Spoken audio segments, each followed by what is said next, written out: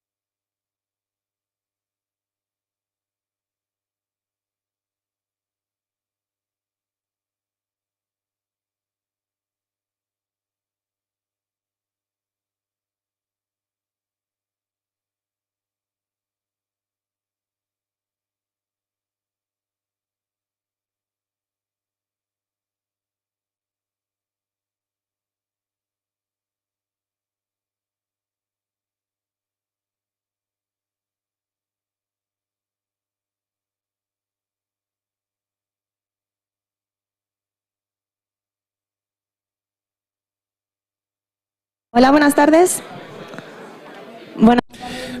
Hello, everybody. Welcome to the second summit of Iberosphere. Please take your seats. Thank you.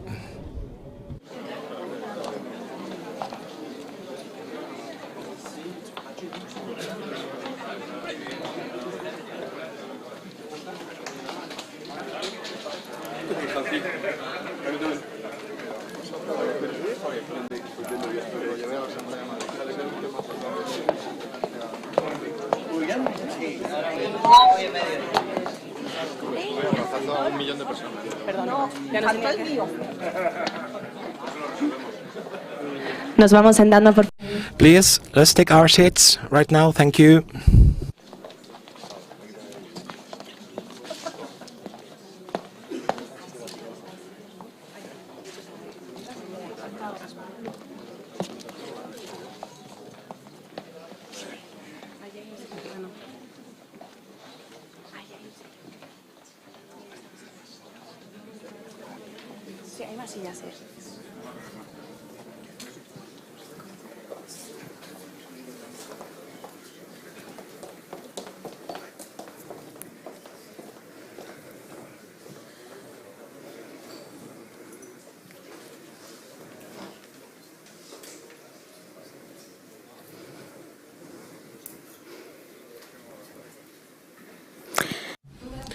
Good afternoon, ladies and gentlemen. My name is Reika Crespo, journalist from the Gazette of Iberosphere. It's a real pleasure for me to give you my deepest welcome to all watching this program in streaming on Vox and Conservative and Reformist channel, ECR Eurolat channel.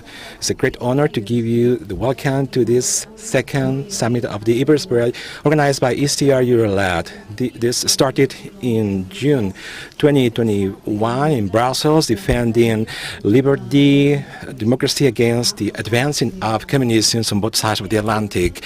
European Union, guided by sectarism from the left, is conducting tranquilizing policies towards totalitarian regimes in countries such as Cuba, Nicaragua, and Venezuela. While other parties remain silent from Eurolat, we are filling all that space by organizing summits like this, where they have an objective. The objective is to put an end to this condescendence from the European Union towards these totalitarianisms. On this occasion, we are counting with a unbeatable contest, which is the celebration of the 12th of October, the Day of Hispanic People, a date in which Spain, on 1492, transformed Christianity and reorganized the whole world. Besides this very good contest, we count on very good contents during this session that will be reaching out up to tomorrow. 4 panels in which we are talking about the consequences of this hegemony from narco-communism in Ibero-America, as well as how these totalitarianisms are used in education and indoctrination as to destroying liberty, to new threats for Europe and Latin America as well, Russia and China. And especially we want to reach out to these solutions, political solutions in the summit towards this objective. For this purpose, we're going to organize 2 roundtables to analyze the current context after collapsing communist dictatorships in Europe after 30 years of that process. And we're going to list upon the fact of the cultural battle, the cultural battle as to confronting the resurgence of these totalitarianisms. Lastly, we will count in on a cultural corner to deal with the relevance of Hispanity as a cultural factor across which we can stand up for the values from Western society and civilization. For this purpose, we have very important protagonists, political analysts, representatives from all walks of life, representing the opposition towards these regimes, countries in which they have been installed. We count up with Maria Fernanda Cabal in Colombia, José Antonio Cas in Chile, Maria Corina Machado in Venezuela, and many others attending these sessions, to say the least. I can't say the name of all these participants, but very interesting content with the real protagonists for this context. Finally, we have the relevant golden moment, the presentation of the Declaration of Iberosphere in charge of the president from Vox, Santiago Abascal. Finally, we're going to count on a debate, very important discussions panelists, for all of us to be participants in this fight against advancing communism. Iberosphere. So now the protagonists in this opening session, on my side, Herman Tess. Herman Tess is the Vice President of ECR and President of ECR Eurolat. Jorge Buxtede, Vice President for Political Action in Vox and Head of the Spanish delegation in ECR, and Rocío Monasterio, MP from Vox and President of Vox in the Autonomous Region of Madrid. Without further ado, let's move on to our panelists.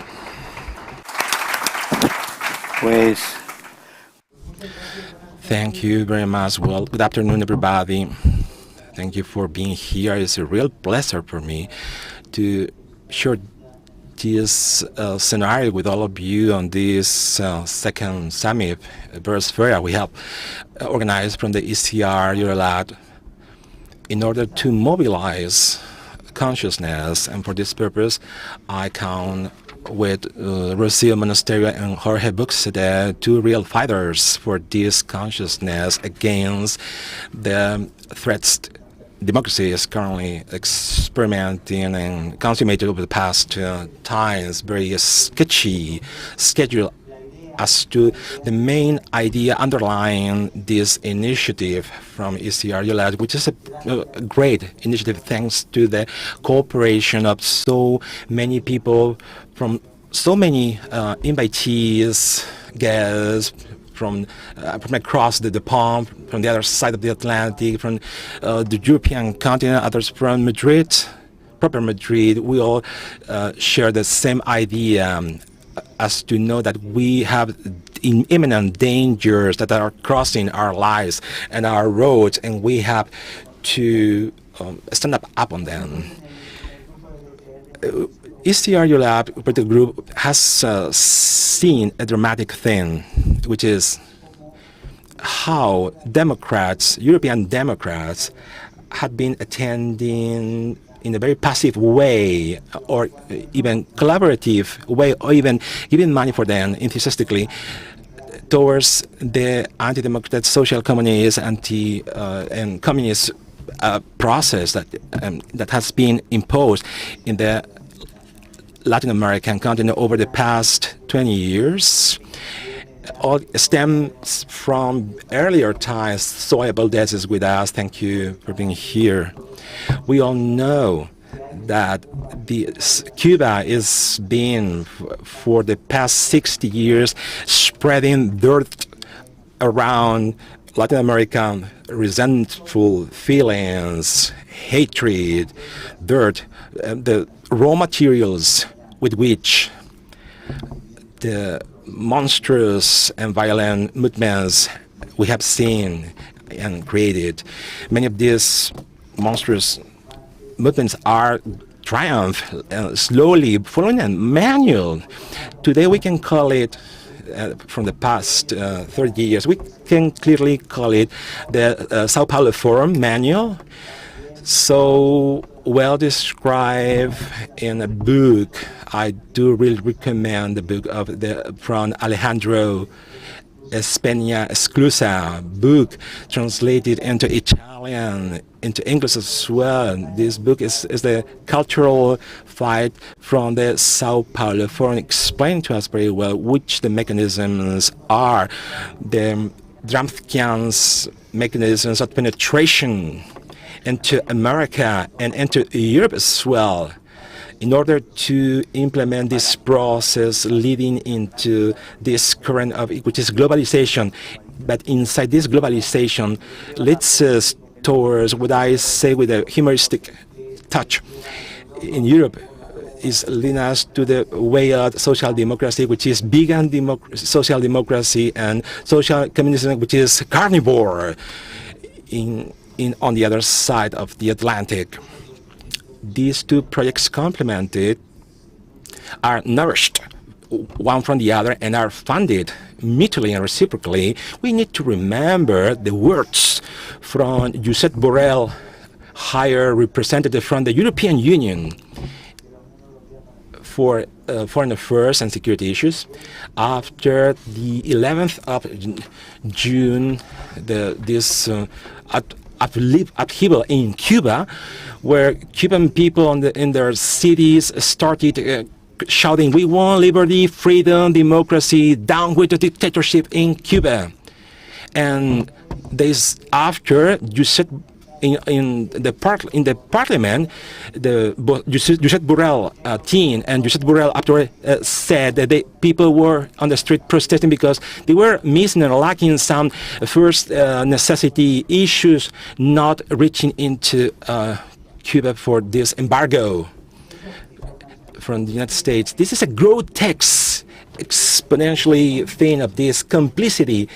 But there are so many expressions like this. We have solutions for certain countries, such as Cuba, and resolutions to block this shameful, systematically help every year coming from the European Union, millions of euros into Cuba to make stronger the Cuban dictatorship, less money for the civil society, we are in front of some cases in which this is trivialized. Dictatorships are trivialized. They're looking for formulas to make them survive, such as the case of Venezuela dictatorship, the tricks in the European Union as to looking for formulas and lifting sanctions and look for elections in Venezuela, such as the reports, once again with Josep Borrell. As we can see in all the countries, the electoral campaign from the Spanish government for countries in Europe, the left is enthusiastic as to hiding the shameful prison existing in Bolivia for the president, the transitory president, which has been incarcerated after an impeccable transition, after Morales' fraud.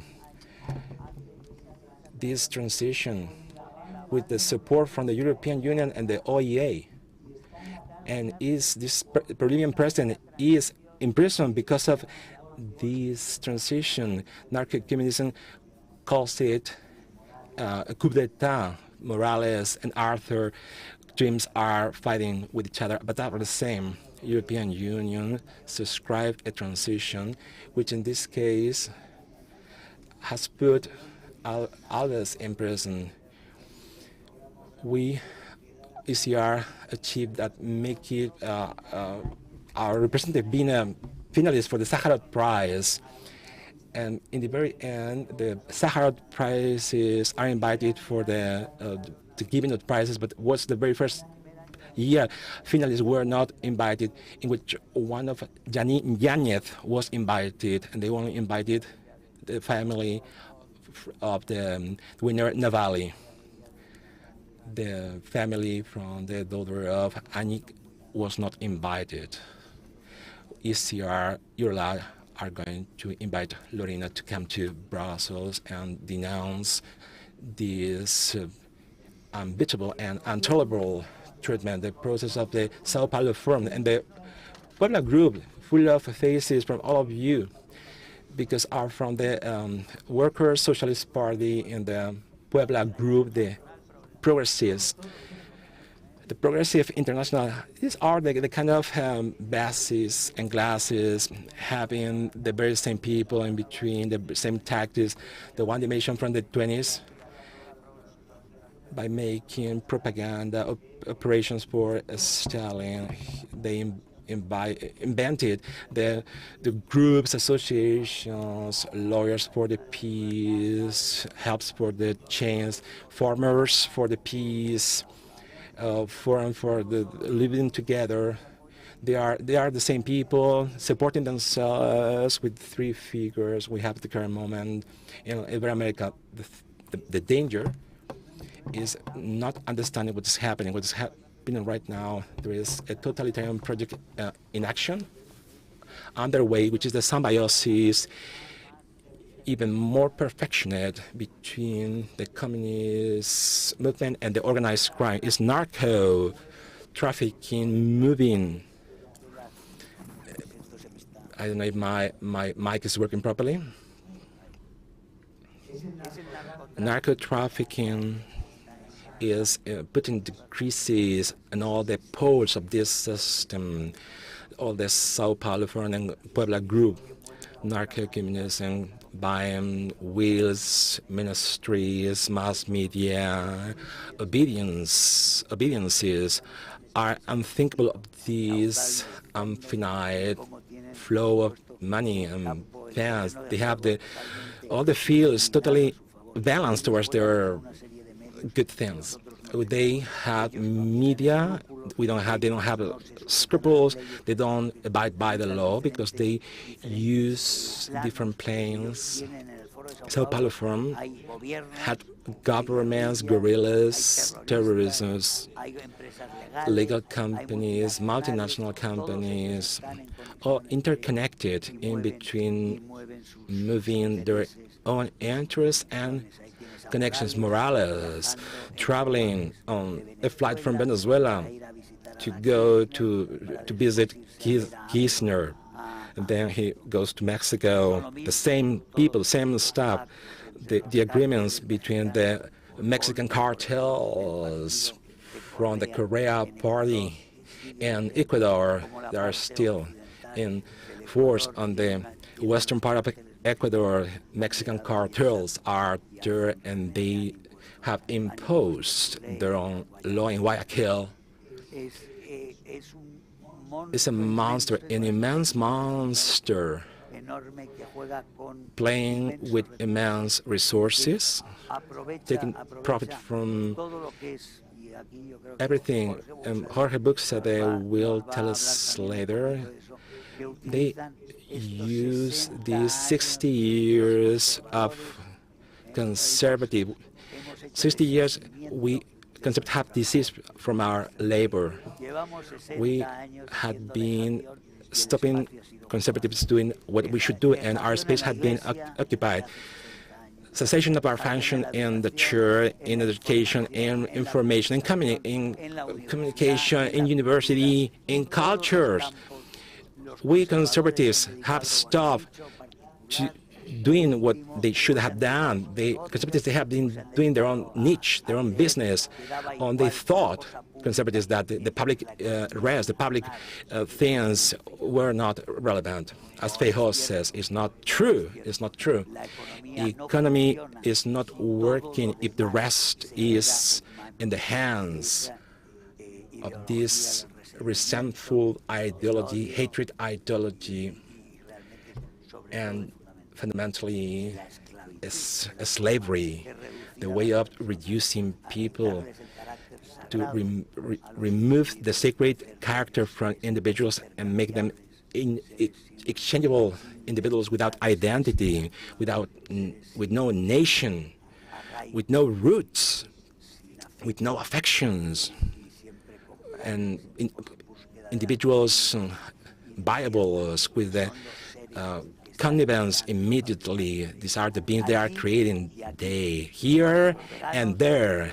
The vegans and carnivores, they're trying to create the very same types of people to which we are totally opposed, and we are rebelling against them, and we have to be able to mobilize society to impede and to prevent this challenge of making us exchangeable as we were Chinese people. This is the main ideal of great companies.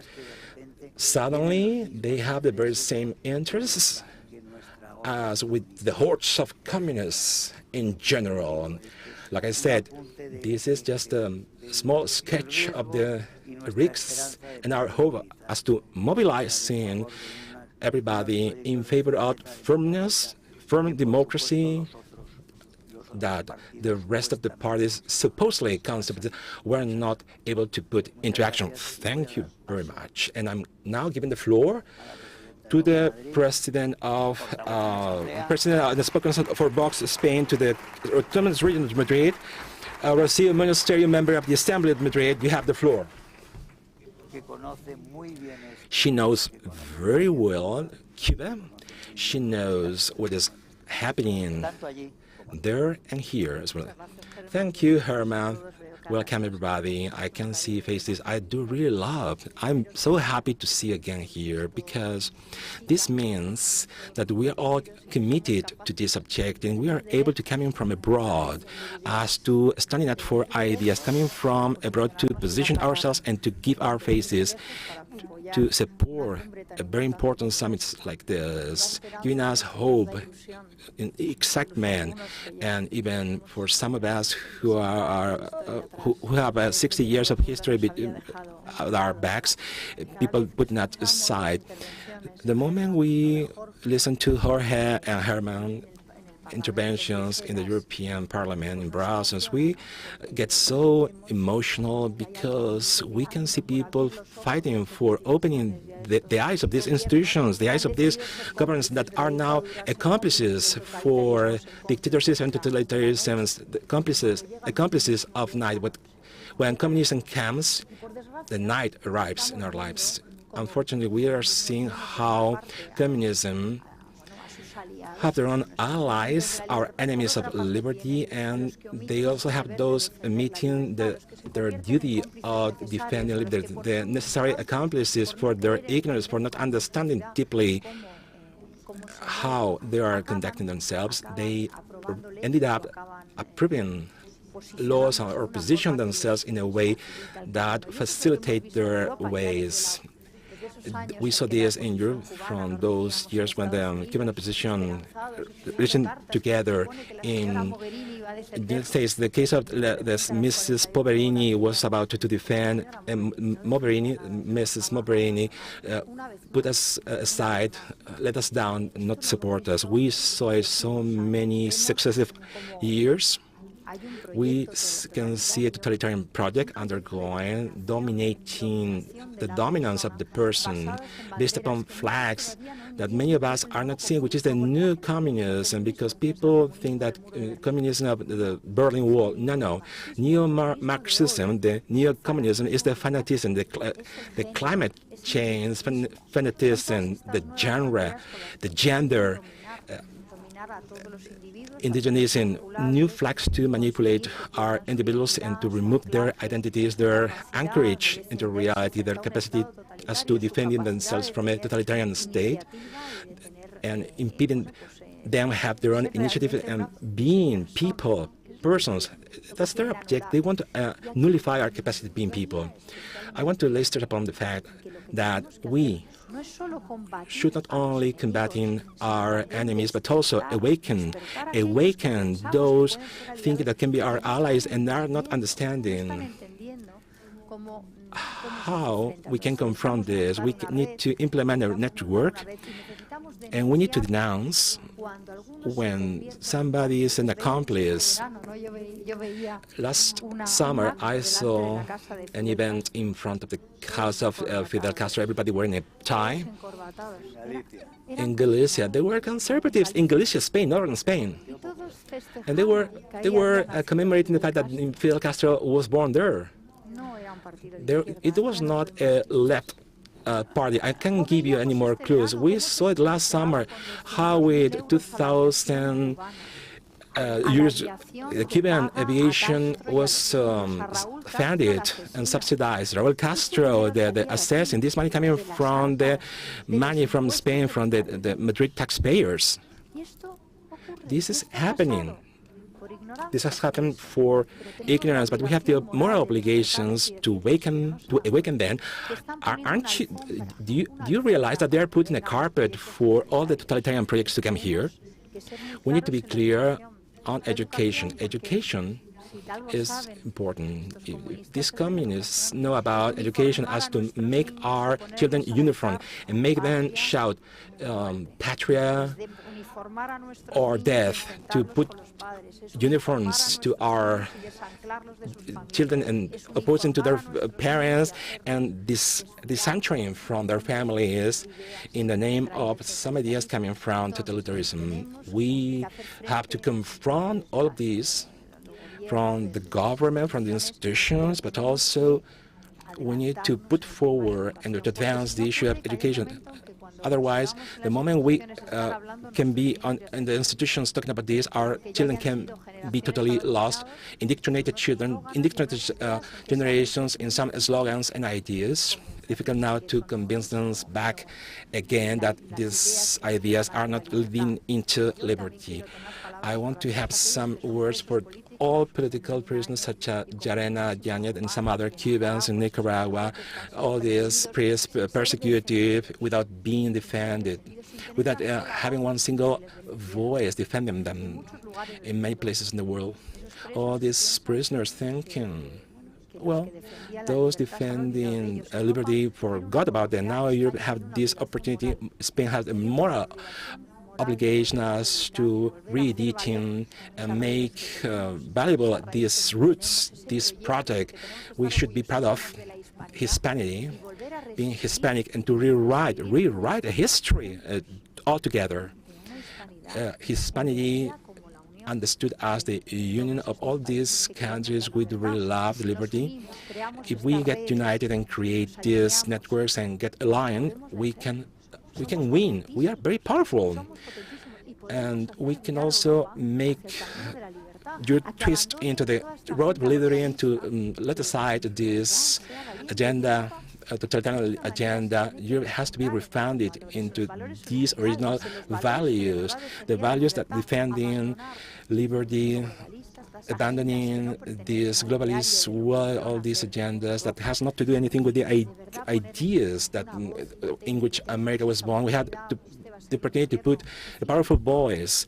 This is going to be a very difficult winter. They are going to play around with our weakness, with all this materialism, this pattern bourgeois, this mentality and mindset of not going out to defend for anything. They are going to measure our capacity of beating with this. This is not it's a moral and economic crisis. We are stronger. We can stand up for principles, values, and we can create this network. We can be reinforced. I have the excitement and the confidence and the hope that we can do it, and all united, confronting the whole situation, being brave, not putting everything to a side from our positions. In the coming future, in the next years, we can see our children's faces and say to them, we fight for your better future, my children. Thank you.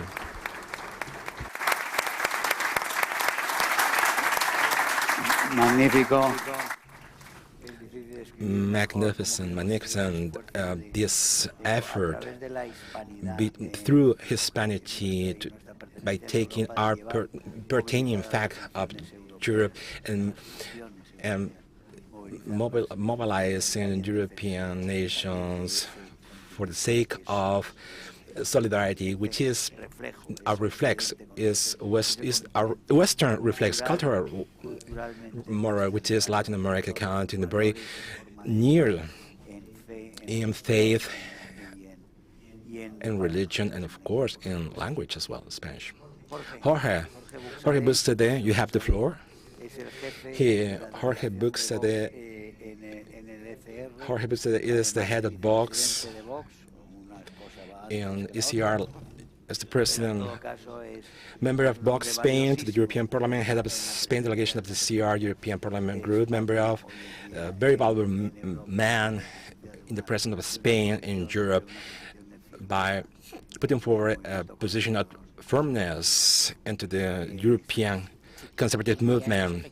For these purposes, I have the great merit of being a student from Herman Tets. Every day in Brussels on the plane, I can learn from Herman. I can possibly one of the people who learn and know less about the Iberosphere, Latin American situation, but I have learned so much from Latin America. When I grow older, I will tell to my grandfathers and mothers. I saw Herman in the European Parliament. I saw ECR political group action be born because it's a historical moment. We are not aware of what is happening. Thanks to the work from Herman Tess. Some considerations.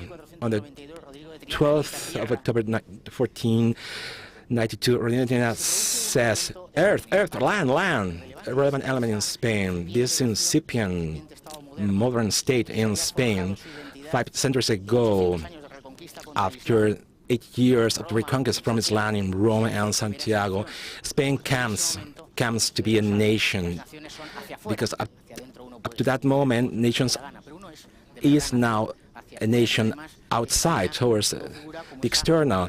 In Spain, in this year, 1492 is configured as a thing in the universe, and we thank America. The fact of being a nation, a reflection that we Spaniards should make more frequently. Thanks to America, we Spaniards in Spain are a nation. And these are not my ideas. This is a compilation of ideas, well read. 3 essential questions. The idea of every human being is worthy and dignified for the fact of being human. We are sons of God, and the equalism between everybody in rights and leaders. Once is saved through faith and works and deeds. We need to create cathedrals and universities.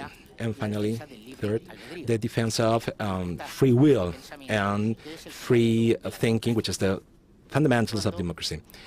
As a Spaniard myself, I'm very proud of having done all this.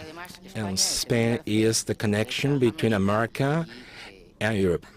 Spain, over a very short period of time, has done this, by defending the dignity of human mind in Lepanto battle against the Turkish invasion. We celebrated some days ago, 7th of October, 1571, and the free will and the Council of Trento. And in 1551, the San Marcos University in Lima is built, and in Mexico as well, to America Spanish University. We have done the very same all over the world. It's good to talk about the transatlantic axis, but we Spaniards implemented the very first transatlantic axis, and we created Hispanity. I'm delighted with the Iberosphere Council, because by putting the concept of Iberosphere, we include Italy and Portugal as well, for their generosity, because we are generous.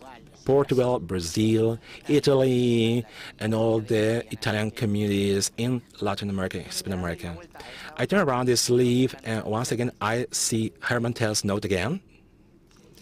It's cited and mentioned that Splanger said this marvelous phrase last time a peloton, a group of soldiers, has saved civilization, and Herman Tell is one of these peloton people.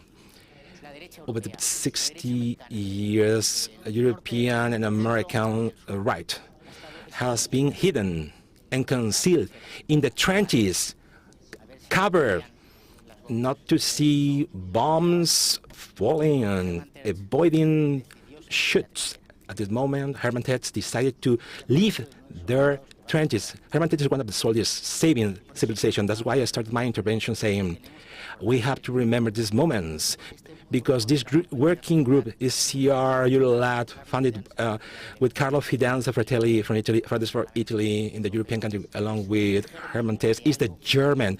The beginning of something that is going to overcome all of us, because a lot of people here, personalities from both sides of the Atlantic, and we are going to be more and more with action efficacious and effective action coordinated, because nobody was saving civilization. Unfortunately, European Parliament was not serving to save civilization, and People's Party renounces on the need of saving civilization, and exactly what we are now doing with the very same that we did back in 1492, which is the giving back freedom of speech, freedom of thinking, education, free of will, standard for human dignity, equal rights, property, and of course, one is saved with faith and with good deeds. And we need to get down to business. And I'm wrapping up, because it's not only this working group Eurolat ECR constructing is built up from this jump from the chance by Herman and the confidence and generosity from other MPs from the European Parliament and other additions. Initially, they didn't see it as something important, provoking, that in Poland, in the Czech Republic, where we are sharing with our conservative European colleagues the idea of Iberosphere, the defending liberties in America is going to be a fundamental point and pivoting point through the Madrid Charta and later impulsing the Madrid Fund and the Censo Foundation organically inserted in Vox movement. There, Herman has been actively participating. Finally, I need to remain silent. We're going to open an extraordinary discussion with a lot of panelists, knowing a lot, much better than me, the current situation.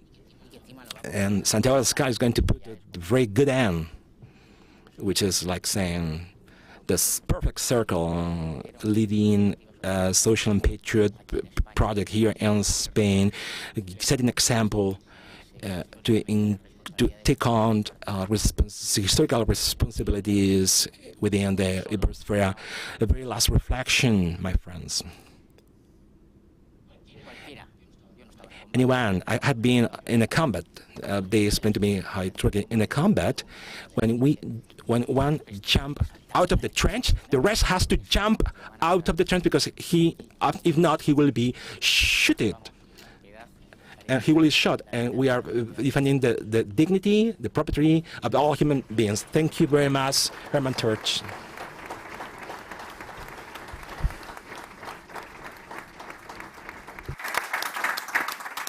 Muy bien, pues sin más damos por abierta esta segunda cumbre de la Iberosfera. Muchísimas gracias a todos y vamos a pasar al primer panel.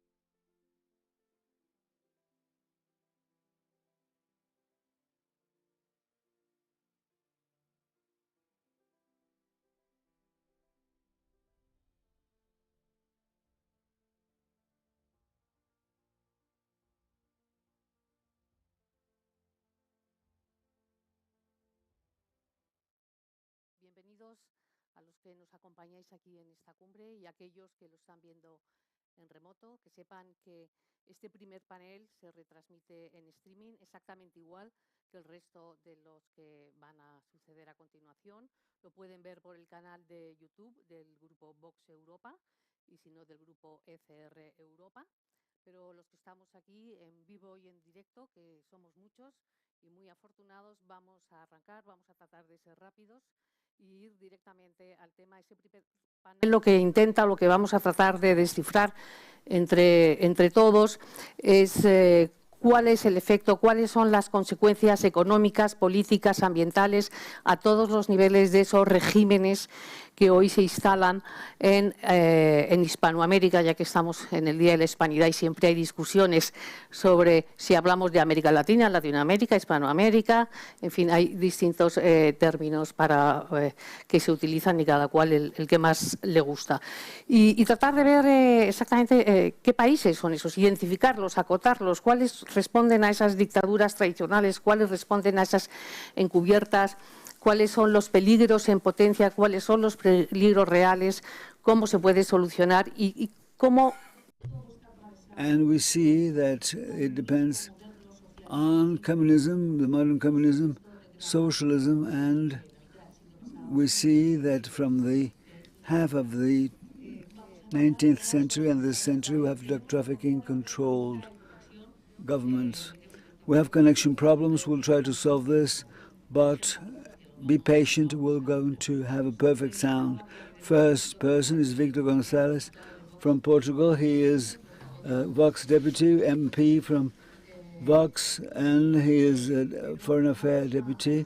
You're the first person, Victor. We're going to ask some questions. Which countries could be identified the same way as drug trafficking countries in Latin American countries? And once identified, what's about the relationship with Podemos and Pedro Sanchez's government, first of all? Thank you all. Thank you, Herman, for inviting us. And it's a very complex question, not so difficult.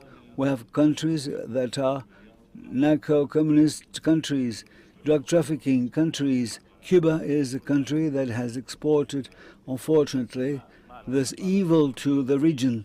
Cuba has exported evil since 1990-1991 in Sao Paulo, when the strategy was created, with a lot of success that hasn't been fought against, not a single word against it. This is the first country, Cuba, but if you go, we'll see Nicaragua also, drug trafficking country, Mexico perhaps is a transition country. It's not been consolidated yet, but it's at a very complex situation. 1/3 is controlled by drug traffickers, and drug trafficking country, it's at the last election, first time where all cartels were asking to vote for the same candidate, the same president. He is very peculiar and he doesn't like us, the president of Mexico. In Mexico, Nicaragua is a very good example. We know there were fake elections. I tried to go to Nicaragua from Panama and I wouldn't be allowed to board on the plane, and some people, part of my group, were taken to prison. This is a terror regime, nepotism. Some members of the church that decided to go abroad. It's been, I mean, evil there. They have very treated evilly some members of the church. That's drug trafficking, narcotic drug. Example, Guatemala, I think it's, they're going to have elections. I think that elections in Guatemala will be the way to save us.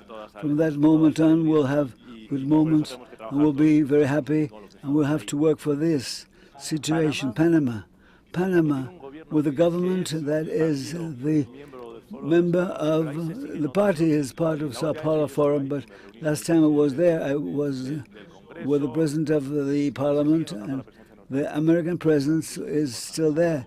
There is a government that's part of Sao Paulo Forum, but the American presence is there. We feel it. We feel it whenever we talk to decision makers in the country, And I don't want to say this will change, but perhaps they would like it to be otherwise. But think about Iberosphere. This is what happened. America decided to go away, and Venezuela is, I would say, it's horrible. You see the exode of millions and millions of people. More than 6 million inhabitants decided to leave Venezuela. It's a prosperous country. It was a prosperous country. All regions were going to Venezuela. I remember when I was in Ecuador, I was told that Ecuadorian people used to go to Venezuela. Bolivia, the same thing. They went to Venezuela. It was surprising, but now it's difficult. It's not the same. The amount they're paid till 21 of March is below the level of poverty. It was like 300. You need 300 minimum wages to buy, to survive, to buy what to eat. Ecuador is a country where, and you see here, this man is getting defined against a movement that's becoming a radical movement. And once Colombia is fallen, they're centered on Ecuador. And we would like this person to be able to stay alive, stay there for 4 years. I went to Peru during elections. I remember that it's been stolen. There was a fraud. Castillo, the president, reminds us the videos from this British actor, Mr. Bean. But the truth is that I have forgotten the number of ministers that were there. Some ministers were appointed, and within 24 hours, it's one every 4 or 5 days. All crimes were 70 crimes. Rapists, people, thieves, killers, all sorts of criminal offenders were part of the team of Castile. It's not drug trafficking, it's not a country that's been consolidated as such, but we see Castillo's is weak, and they don't like Castillo in Peru. There are some manifestations against, demonstrations against him. Hundreds and millions of people were there demonstrating against the president, against Castillo. But you know what Rocio mentioned? The elites in Peru is quite clear. The situation is quite clear. Entrepreneurial elites are favoring the government. Yes, Chile. Chile is a country where we have a president where it's lost. I think that he took wrong pills along the last few days, and I think that it's far from what we want to have. His electoral promise was different. Now we have some room for hopes. I think that the first autochthonous, the Mapuche people were against him. Argentina. We cannot define Argentina as a drug trafficking country. There is room for hope, but there is a situation where in Argentina, well, it was like what happened in Honduras. The husband first, then the wife taking office. And I think that, well, now Bolivia is getting consolidating as a dictatorial country. We say that the current president has to define what happened with Diego Morales and himself. Well, they were facing each other. Which is the country that's going to follow this path? Bolivia, Brazil. Let's pray. There is hope for what's happening there. Okay, is it free from going towards, well, Paraguay, Uruguay, Ecuador, Colombia? Colombia is a country where, dear friends, Colombia needs to be treated aside. We have Maria Fernanda, who's going to take the floor. He represents Colombia. He represents the Central and Democratic Government Party, and she will talk about drug trafficking, regimes, guerrillas, terrorism. Colombia has endured a very difficult path. We have to remind us what happened there. Álvaro Uribe, the president, went to paramilitary groups, and they were together. Juan Manuel Santos signed peace with a referendum with FARC, but that was not taken into consideration well. Duque couldn't close any agreement with the LN, but we know that they said yes, they will go forward, and we proposed Nicolás Maduro as mediator. I'd like to say that you can imagine this person and how it's going to be considered, how the situation has changed. I'd like you to talk about it.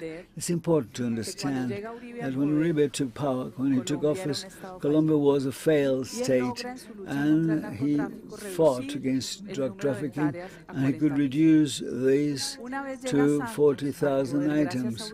Santos got into office thanks to Uribe, and there was a possibility to sign a pact, sign an agreement, because we make the same mistake once and again at the Council of Criminal Policy, which is a space that exists in Colombia, that's been established institutionally in Colombia. There is a space where all studies are conducted, designing policies to cope against and to fight against legal offenders. At that moment, the Minister of Public Health, who's now the Minister of Education, Rector of the University of Los Andes, Alejandro Gaviria, who's he said that what they use is one of the most important discoveries for the productivity glyphosate in agricultural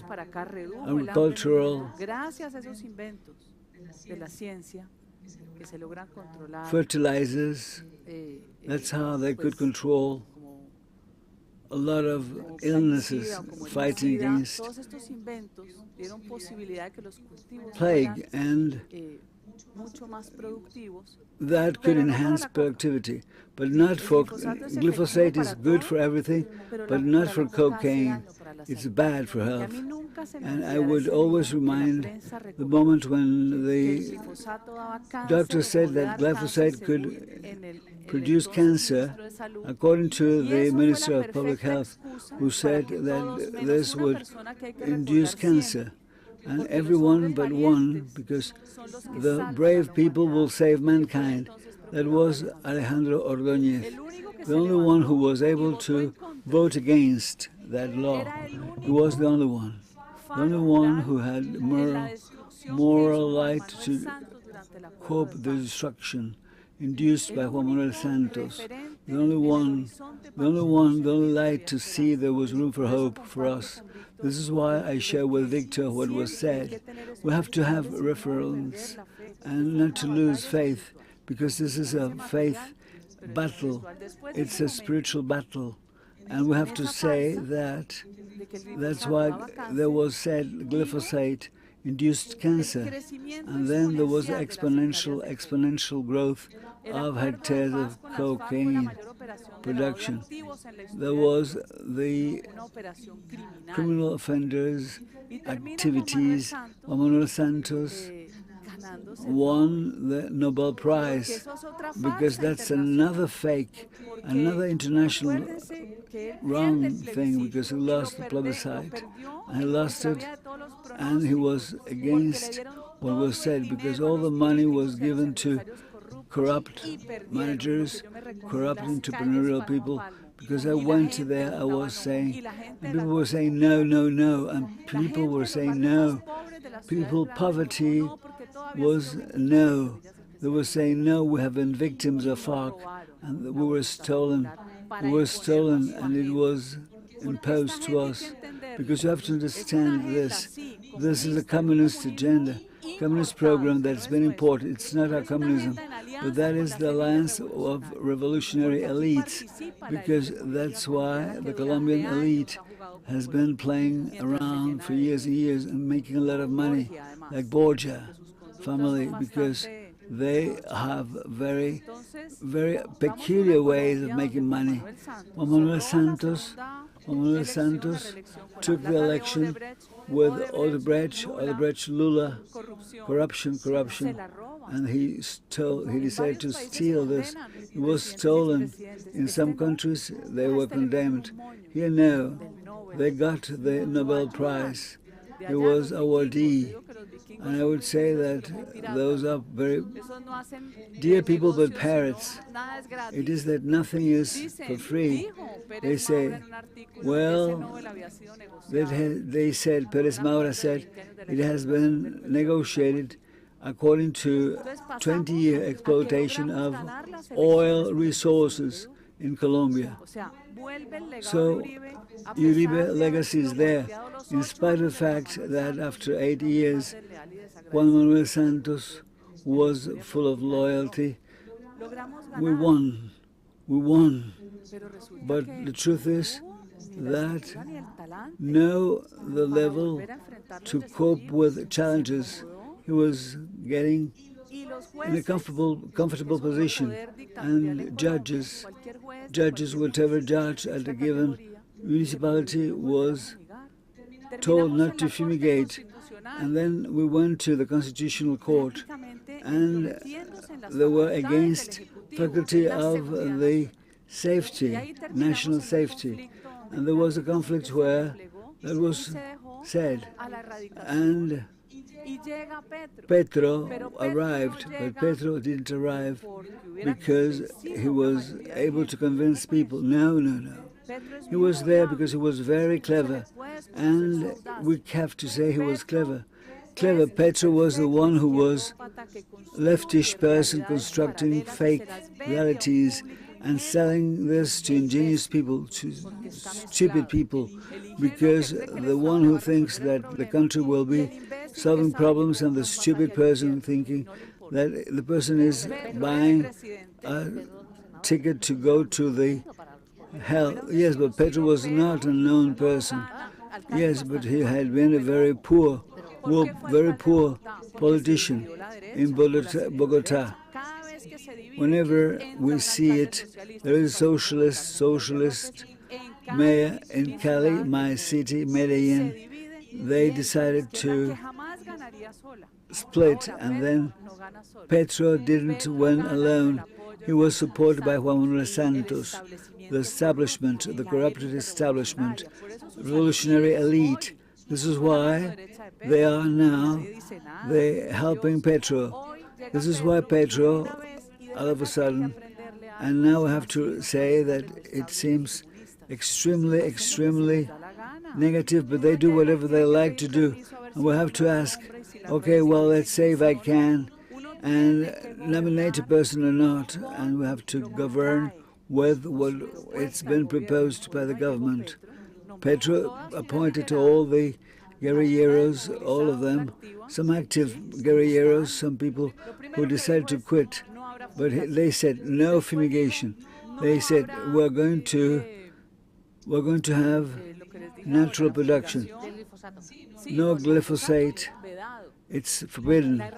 Eradication should be accordingly to agreements with the community. In Colombia, we have captured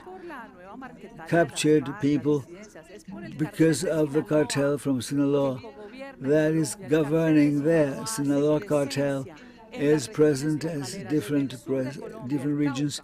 The Cauca, the southern part of Colombia, will have Creek people who are not satisfied with 1 million hectares because the Pachamama tells them that they need to get more and more.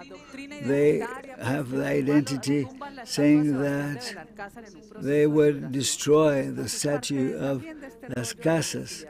It's stupidity, collective stupidity. And they say that we're guilty, all of us, that we're guilty. And no, we're not guilty at all. That's an order of the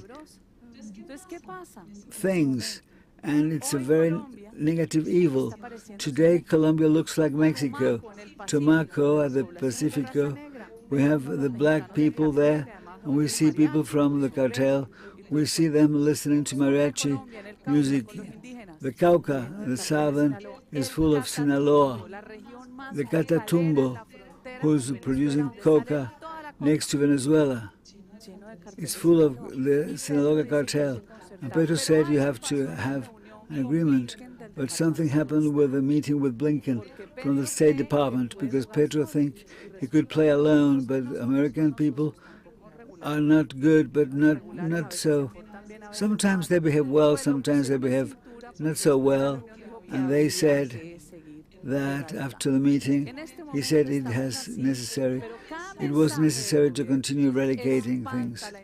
But the message from the government is stopping investment from taking place.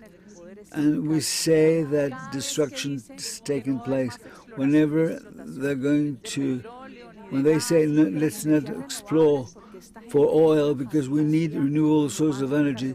It's a romantic, revolutionary approach. And we say, poor people, we have to understand that we have to cope with this fake situation that's very dangerous. You've mentioned the Secretary of State from the United States, and let's see if we can talk to them, because the senator from Florida, Ana Maria Rodriguez Hill, she is representing the Republican government. Let's see if she can tell us something about the role played by the United States.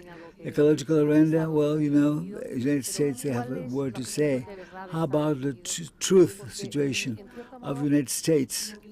Because what's happened with what Blinken told Petro are two things. Not only one has been mentioned, we see that we have to consider if this proposal of the president of the government, of the Colombian government, to give for free land to peasants, if they give up producing cocaine, producing coca, and to have then something that belongs to the state and it's going to be expropriated. So, the lady senator, are you listening to us? Yes, you're listening to us. How about the position of the government, Joe Biden, and rest of South American countries? Do you think there will be a dialogue with Petro that will take place, that the Colombian policy regarding drug trafficking will reach an agreement with the United States? How about Biden's situation, Biden policies? The problem is more complex than that. It's very more complex. It's not only the relationship with Colombia. In the United States, the problem now is the frontier, the border of Texas with Mexico.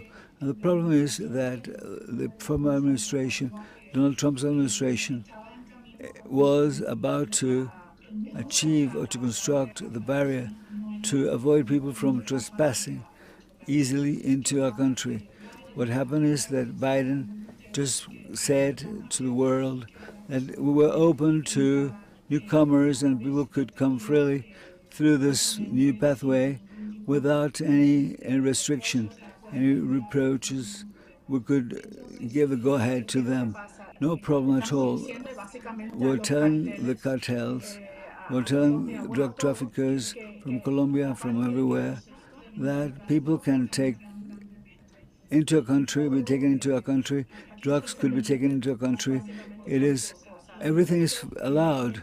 And that's a situation that's very difficult because we don't have a border that's closed, and I would say that the message is that they can go in and do whatever they want. Regarding the dialogue, countries like Colombia, I would say that I don't think they'll have a dialogue with Colombia. What sort of dialogue will they have? Petro will say one thing, will do something else. It is not that it's going to be sincere with our administration, but the truth is that's a very complex situation, and I think that we as a country, we are behaving wrongly. We're not doing what we have to do. We're not taking seriously what we have to do, which is stopping things, blocking people and drugs into our country. I'd like to ask you now, how about the situation, the position of Biden's administration regarding Venezuela? Is Guaido acknowledged by the government, American government, their contradictory messages? Well, Juan Guaido to acknowledge or not to acknowledge Juan Guaidó, it's not the thing. The thing is that Guaidó is not. Even though we'd like to give the go-ahead to Guaidó, he is not the person, he's not the spokesperson. What I've seen is that we are facing a crisis, an oil crisis, and we are now trying to buy oil. But where do we buy oil? Accordingly, we see the severe problems regarding the infrastructure of Venezuela. The problems, but we're trying to buy oil from Venezuela, and we're trying to do it. That's another crisis we're trying to cope in the United States, on top of drug trafficking and immigrants. We have a lack of oil. Our country does not want to produce with our own resources. We have resources, but what they want is to buy, to give the impression that we are everything. We're protecting the environment, we're fighting for the environment, and we're seeing countries, Venezuela is a communist country and Middle East country, where they do what's unthinkable. It would be better to produce oil and to do it ourselves instead of buying this from Middle East countries and Venezuela, because they share the same values we have. In a simultaneous mode, we've seen last week how Biden's presidency, they decided to release two drug dealers who were related to the president of Venezuela and mediators. He is, godfather of one of the drug traffickers. What you do with one hand, it's erased. How is it so that Biden decided to release two drug traffickers because they were part of Venezuela president family? How do you think about it? I haven't seen it directly, but the message I said, the message is that the Biden administration is ready to negotiate with terrorists and with people who are evil people, evil agents, and if he's able to do this, he's able to do whatever. The United States, our country, looked as a leader country where they do things okay, they do not negotiate with terrorists, and that's the image I have of my country. But whenever people who think in different mode behave, they behave and things send wrong messages that are not accordingly.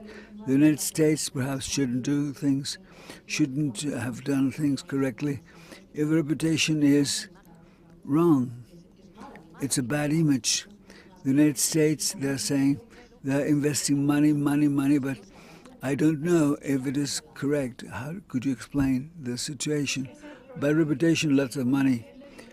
Yes, but the fact is that investing money is not the situation, it's not solving problems. You have to establish leadership and to contribute with leadership and to take, of course, there are wrong or decisions that are not so easy to take. But nowadays, for instance, we see that we're involved in the Ukrainian war. Of course, I think that we have to protect Ukraine. We shouldn't accept Russia to take the control of Ukraine parts. But that's complicated because we're investing money, and there are other ways of helping Ukraine without investing such a huge amount of money. Not always investing money is a solution. That's something that requires leadership. And the problem, and going back to the problem of the north-south border in America, Democratic Party said that the war will cost a lot of money, but whenever there is an illegal person who goes into a country, will cost 3 times as much. 3 times as much. It costs a lot.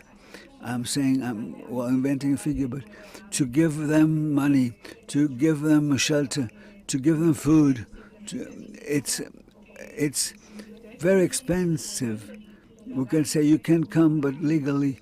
As many people, my parents were from Cuba. They came to the United States many years ago. But of course, they came to a country in a legal mode. And that's what we are in favor of. I think that you're against illegal immigrants when we have a lot of people that try to invade. There is no way to accept newcomers without limit. Thank you. I think that we have allowed a lot of time to you because we have problems with the connection. We didn't want to stop the connection. We were talking about leadership, and when we talk about leadership, the floor is to Carlo Fidanza, Vice President of the Group of Action Politics and Director from Fratelli Italy. He is Giorgia Meloni, the leader of the new political party. The question is, Giorgia, what do you think? What about the policy of getting closer to the region? What's the policy? And to a certain mode, would Italy, to a certain extent, try to occupy the space that we could like or not, but the United States is just leaving the space?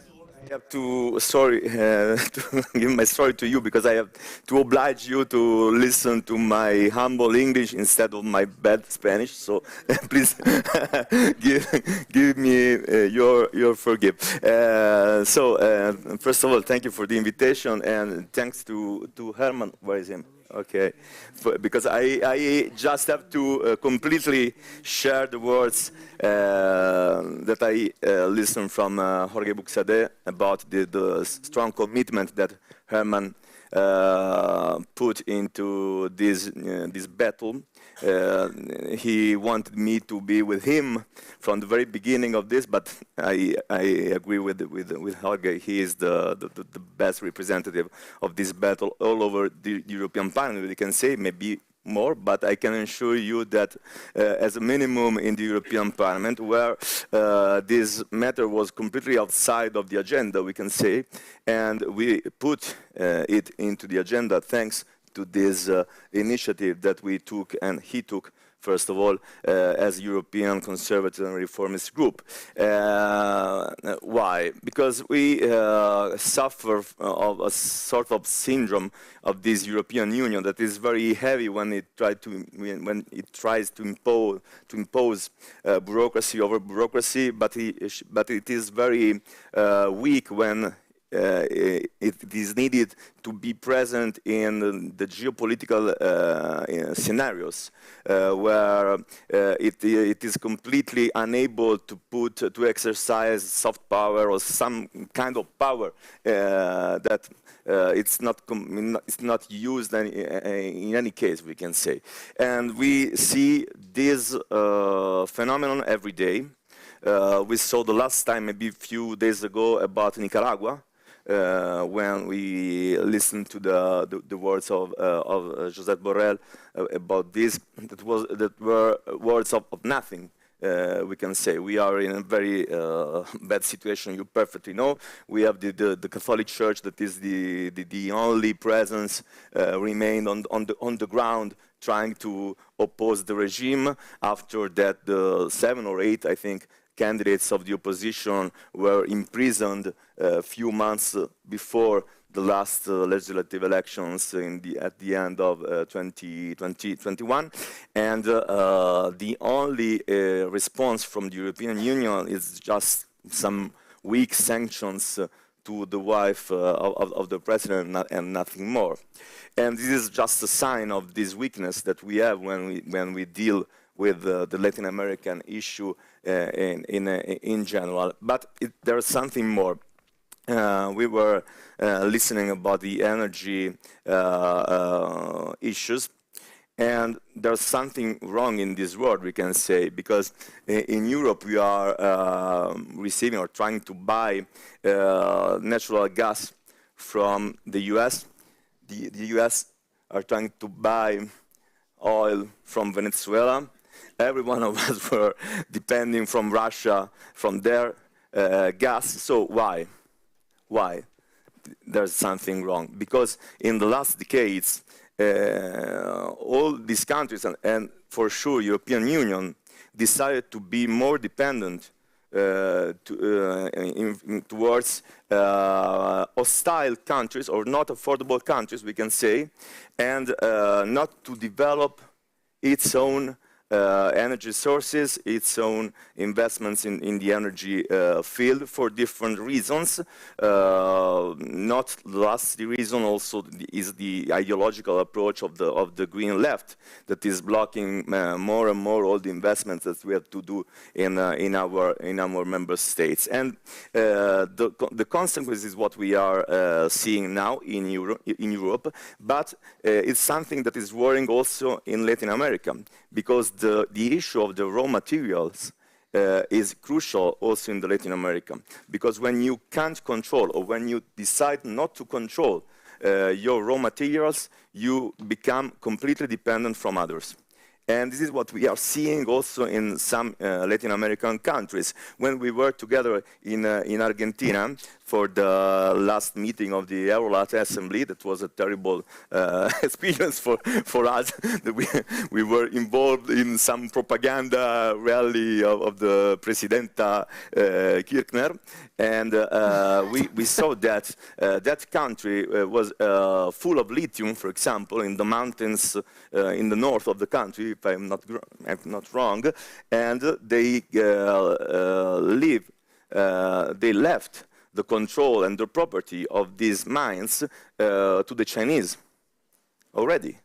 That lithium is already Chinese, and they have no local industries developed with the Chinese money, but directly the Chinese take the lithium from there and export them to China. So there is a complete dependence that is not giving any kind of development at the local level for those countries. And this is crucial because naturally we are increasing the dependency of these countries, and in all the continent, this dependency that is physical, economic, and energetic, and so on, becomes a political dependency. And the role that China and Russia are exercising in all the Latin America is growing more and more. We saw Putin just a few months before the first rockets to Kiev. He went to Brazil and Argentina to close some economic agreements, and just after a few months the war started, and we saw what the Chinese are doing over there, and what it's not done by the European Union. Just after 20 years, we can say, the European Union posed itself the question on how to face the strategy of the Chinese government in order to finance in Europe, and not only, infrastructures that European countries can finance by themselves. With the Belt and Road Initiative, you perfectly know. Just after 3 or 4 years of the signing of this memorandum of many European countries, the European Commission started with a new strategy called the Global Gateway in order to push European investments to build infrastructures in the European neighborhood countries and, who knows, all over the world. But it's too late now. It's too late. There are few money and too late in order to try to face this challenge that is a global challenge, political and economic challenge. So this is the paradox that we are living now, and it is something that we have to face with our common force. And I want to say one other thing that responding your question. Now, you know, we won the elections in Italy, and what we have to do now is trying to build a common agenda with other conservative governments in Europe in order to try to no more ignore the relationships with Latin America and to oppose the mainstream leftist narrative on this continent, because we only hear just one version from them, that is the version of the vegan and carnivoro in Italiano and in Spanish, so I don't know in English, and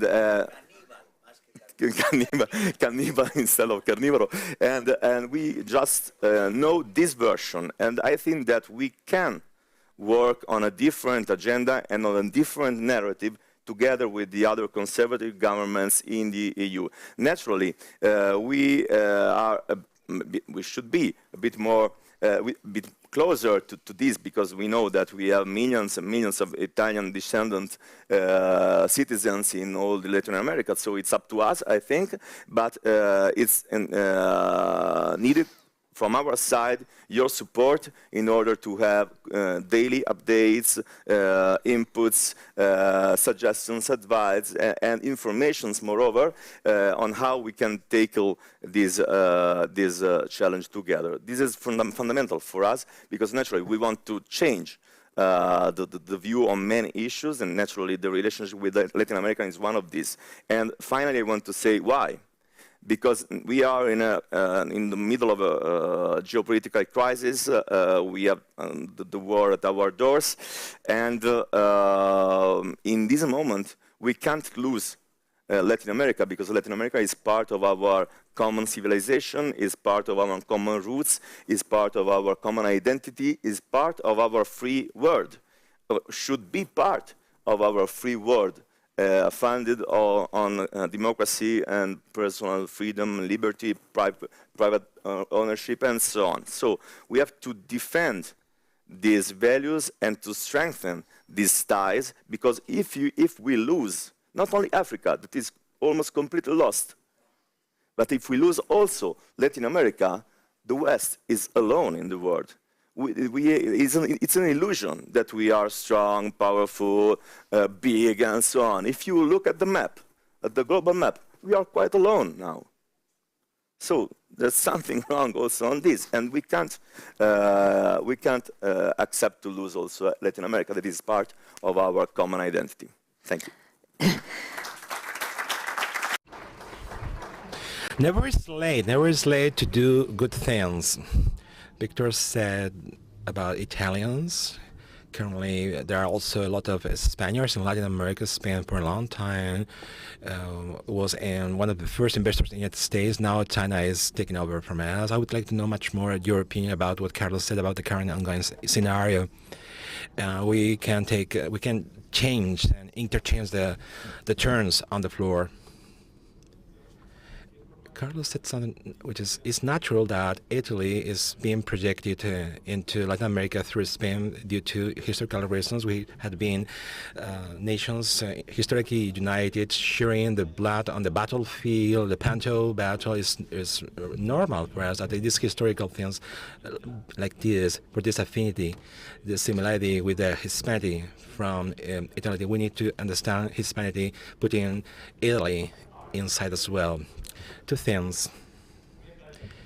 Firstly, it's immoral that the United States starts negotiating with Venezuelan government, punishing Germans for buying gas from Russians. The problem in the Persian Gulf is the main U.S. refineries fought for Saudi and Venezuelan crudes. They wanted to do the investment. Others did a gasoduct. They didn't want to do the technological investments to make the most of the national crude being more liquid.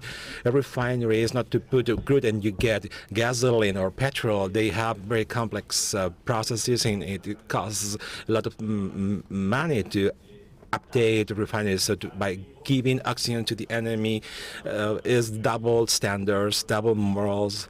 The typical from Joe Biden. We need to run away from that. It's difficult. It's easy to demand from Eastern nations when the United States is giving hands on the other side because they didn't do their homework properly as they should have done. The presence of China in Latin America, in Iberoamerica, is brutal. China has become the very first diplomatic power and investors as well, especially I remember the case, the very first an important water retainment thing approved.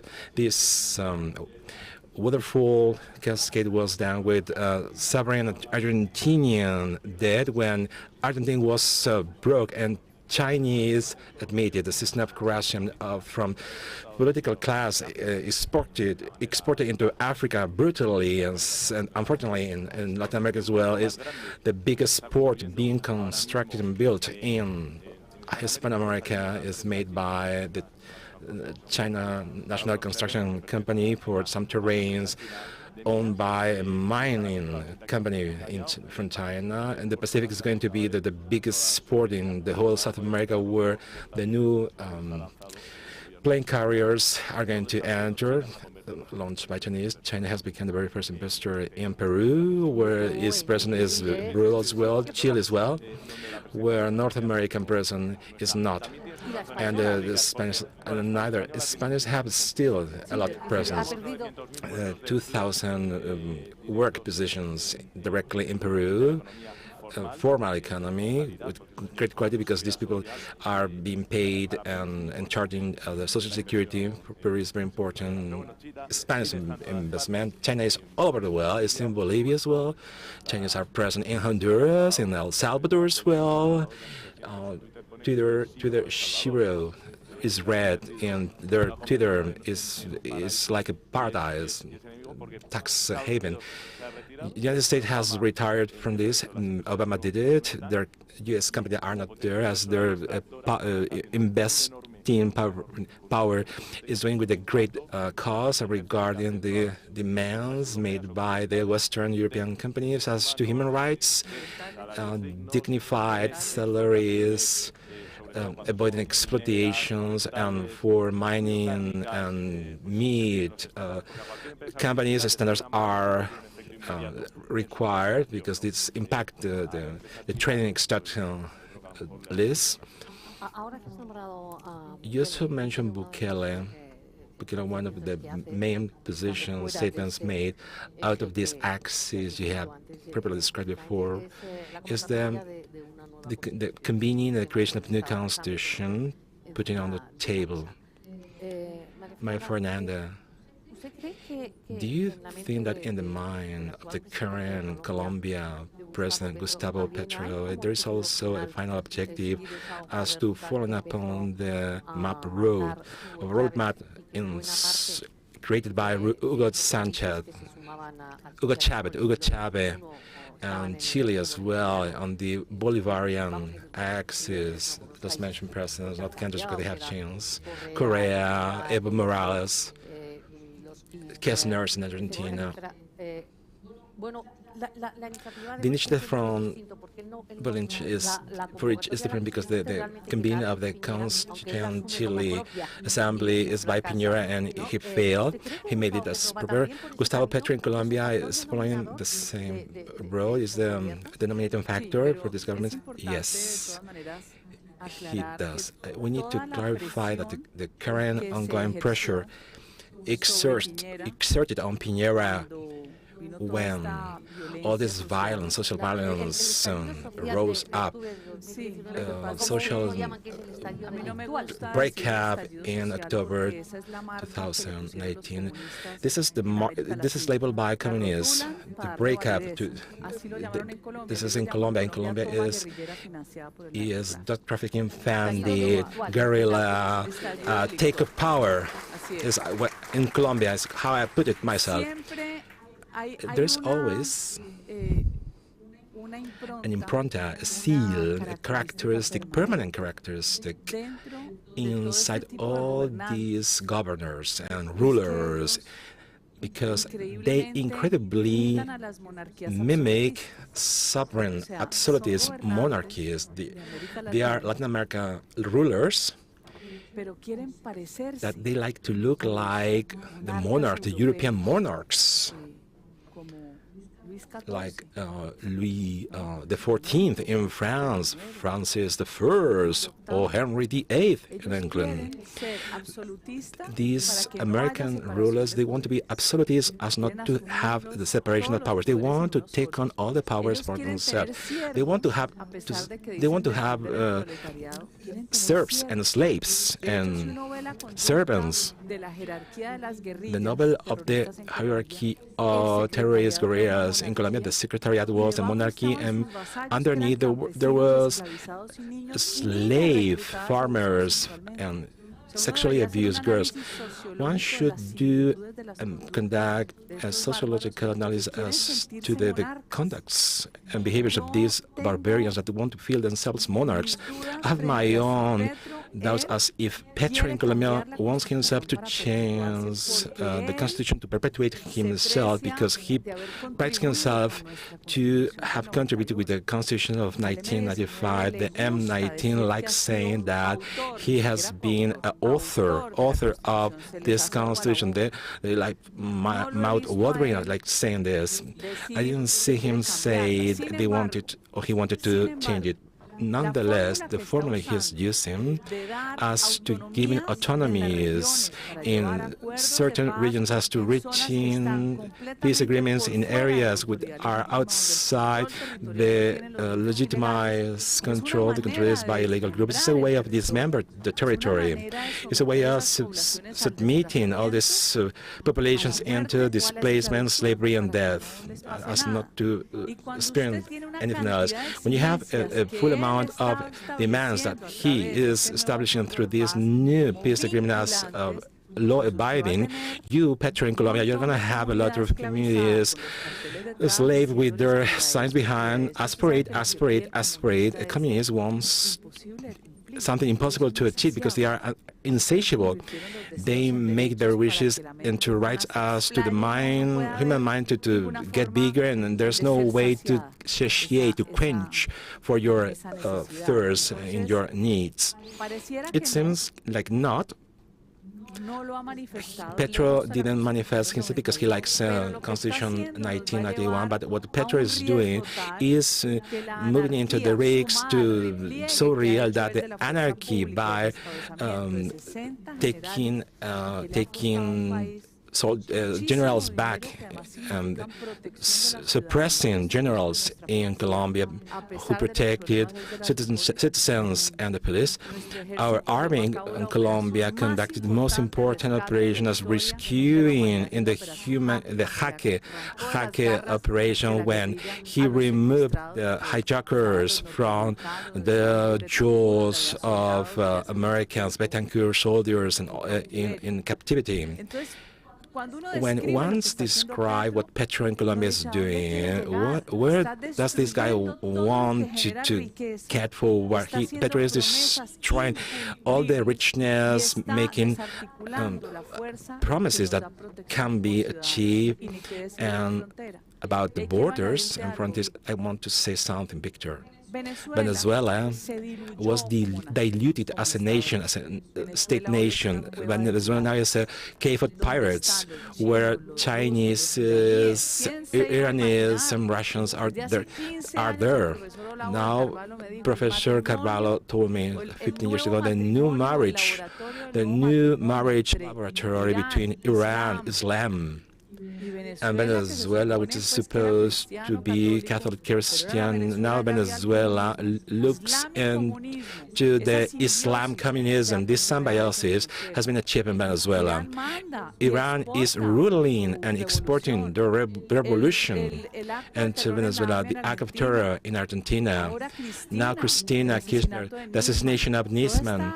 All these facts give us the reason that they are also present in Colombia. China is a new conquestor.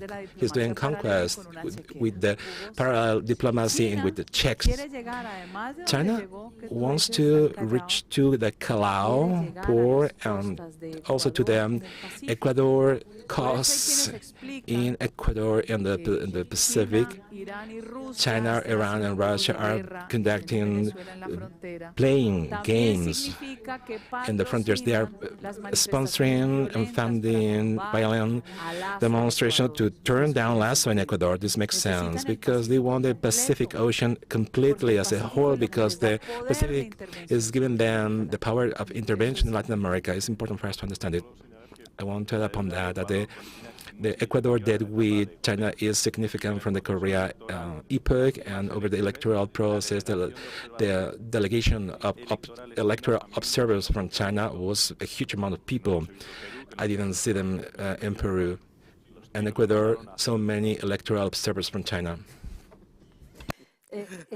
Antes hablábamos de la presencia de Estados Unidos, ya mismo de la imagen negativa que tiene. The presence of the United States more and more in their dark and negative image all over the region in Latin America. When we talk about drug trafficking cases in Colombia, Gustavo Petro himself said, if we have to extradite into America, the ones not meeting this requisites has to be extradited to the United States.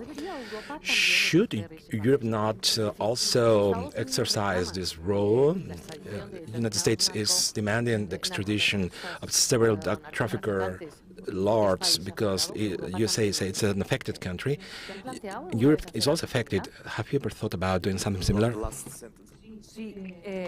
Europe should not be doing the same as the United States is doing when it comes to acts for extraditing.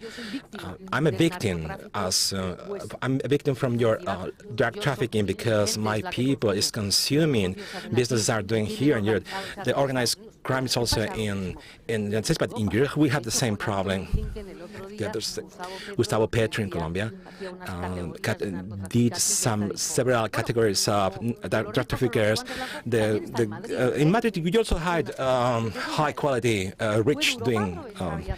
Can Europe do the same as the United States? Me, Europe, as Europe, myself. I want you to extradite, and I want to have also as Europe as protagonist role. The answer is quite simple. This won't happen simply. No, I think we have no political conditions to impose any kind of these decisions or will or something like this. We are completely unable to deploy tools. We just speak about very weak sanctions on some upper ruling class of some of these Latin American countries. We can speak about trade agreements, trying to put into these agreements some elements and conditions, we can say, conditionalities. I see our Hungarian colleague, Nico Gyori, and they are experts now of conditionalities because we impose conditionalities about rule of law to our European nations and friends, but we are completely blind when we do our businesses all over the world, naturally, and this is one of the hypocrisies of the current situation in Europe, but it would be a very long talk about this, and so I don't think this will happen. And what we can try to do finally is from our side is bringing on this very strong attention and strong standing for our common battle for freedom and liberty in the Latin American continent. This is our daily commitment, and this is what we want to bring on, because we know that the tools are not so strong, and maybe this wouldn't be even if the conservative movements will govern the European Union, because it's something that is in the roots of this construction of the European Union.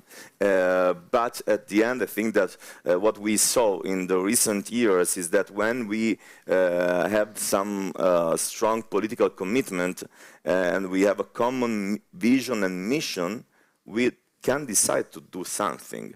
I want to mention just the fact that they are trying to impose us the changement of our fundamental European treaties, for example, saying that we have to pass to the majority rule and no more no more unanimity, but majority rule. Saying, okay, we are blocked because we have the unanimity rule.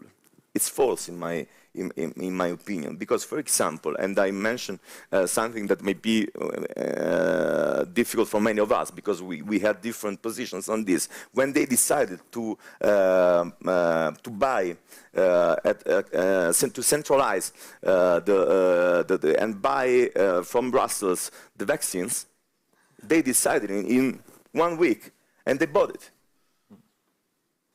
So this means that if you have strong commitment and you have strong vision, you can do everything, also in these rules and in these conditions, in this world.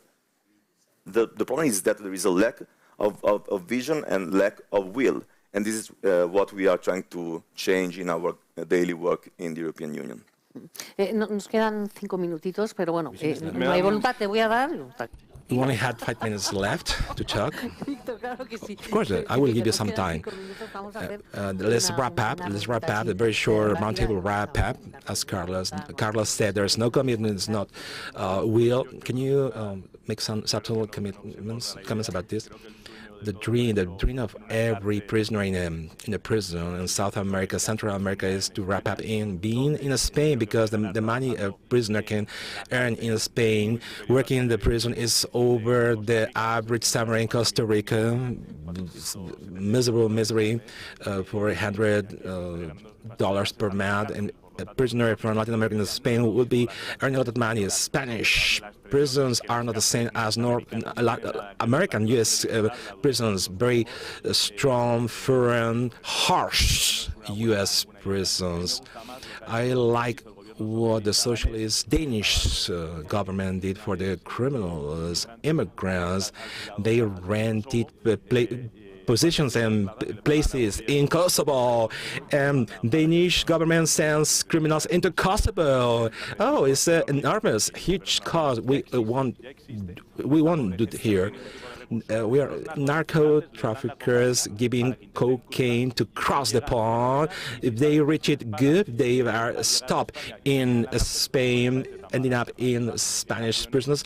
Oh, these drug traffickers don't mind doing this. Venezuela, $28, $1.5 in under the threshold of poverty, $28 now minus with inflation, 20 hours, and being in Spain, earning 400 euros in our workshops in prisons is a good incentive for drug traffickers for coming from Latin America into Spanish prisoners.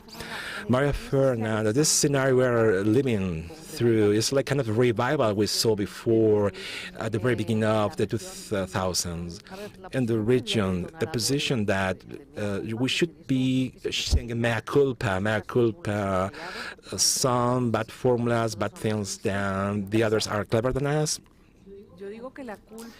The guilt is in the cowardice, in the right as to defending their conventions, common sense, and coherent thinking, defending the good being of things, let themselves threatened and terrorized by propaganda, cancellation, and the anti-natura is governing us. Finally, the modern degenerated are the rulers doing the Chilean constitution. It's not a woman doing the constitution, a menstruant constituent. The sick people are governing and ruling Colombia. Sport fishery is prohibited because a fish can be a feeling, a sentient being, but abortion is permitted within the 24 weeks. This degeneration, this way of looking into life with this discarded thing by prioritizing animals. Of course, animals have to be taken off, are destined to something, some animals for one thing, one for the others. But through this supremacism, this supremacy imposed from the state religion, from identity doctrines, from all these wishes make true from non-normal minds, we ended up being worth less than an ant, a formica, and we are consider ourselves as cowards. I like the phrase from Vox Party, because the coward literal right is permitted in Latin America. They allow them to impose on us their degenerated doctrines by by daring to alter emotionally a child by saying it's not a man, it's not a woman, by trying to modify the natural development phases, by offending the biology through sensations and feelings, by trying the good is bad and the bad is good. It's bad to eat it's good to eat lettuce because it's the freedom of the individual.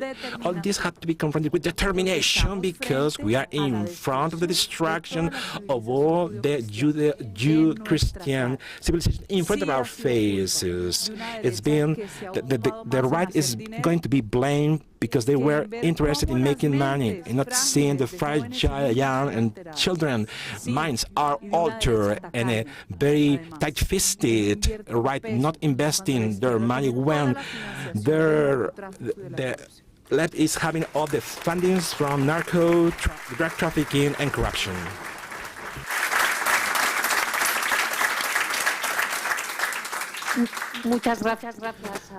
Thank you so much, my dear panelists. We have concluded this first panel. Now we have 15 minutes to have a rest. I do remember that all these panels are streamed live through ECR Eurolat YouTube channel and Vox channel. Thank you all for your attendance. Wonderful people, wonderful guests. I'm sorry because some people couldn't get inside, but we will see each other within 15 minutes. Thank you so much. No habría Europa. La liberté est le fondement de l'Europe. Respekt für das gemeinsame Erbe. Tradition binds our continent. Non c'è valore più importante della famiglia. Europa jest dobrem wspólnym. Różnimy się, ale powinno nas łączyć wspólne dziedzictwo. Powróćmy do Unii Europejskiej, która z tego dziedzictwa wyrasta i która szanuje narodowe tożsamości. Only the European Union without arrogance, based on solidarity and mutual respect for its member states, can regain the support of the European nations. We can do it together.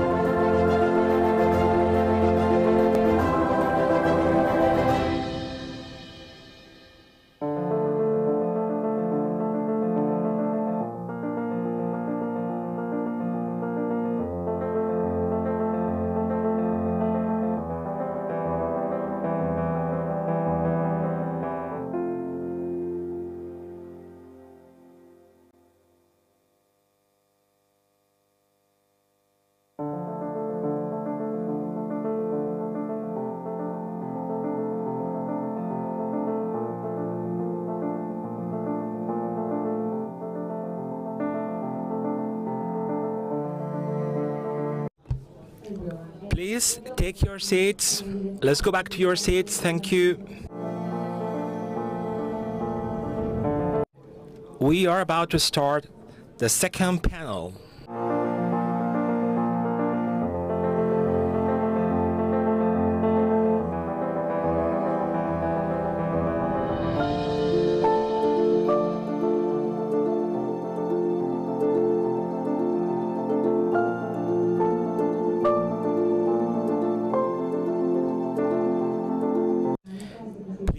People are waiting for our stream live from their houses and home.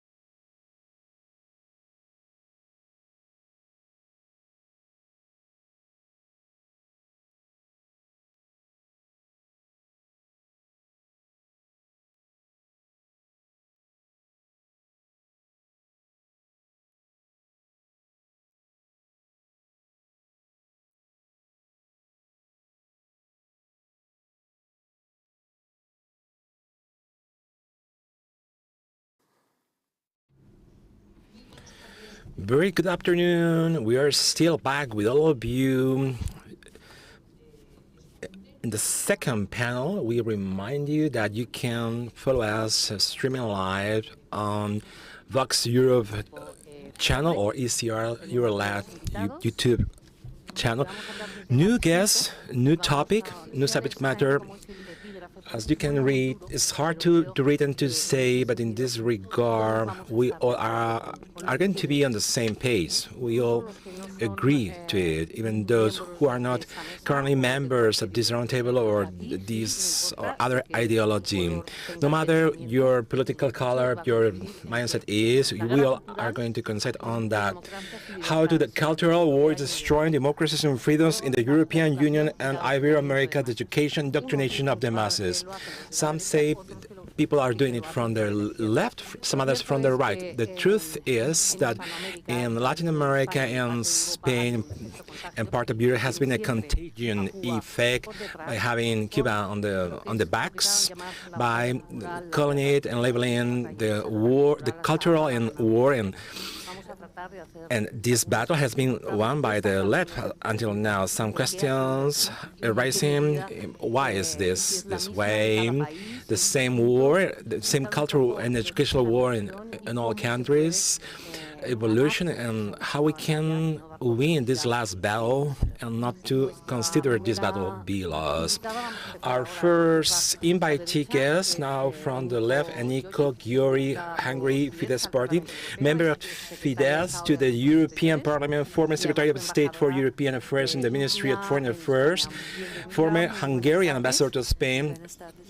Good evening. Thank you for your invitation, for being the one single representative from Central Europe here in this panel. It's a real pleasure to have you here. You speak so wonderfully Spanish, great Spanish.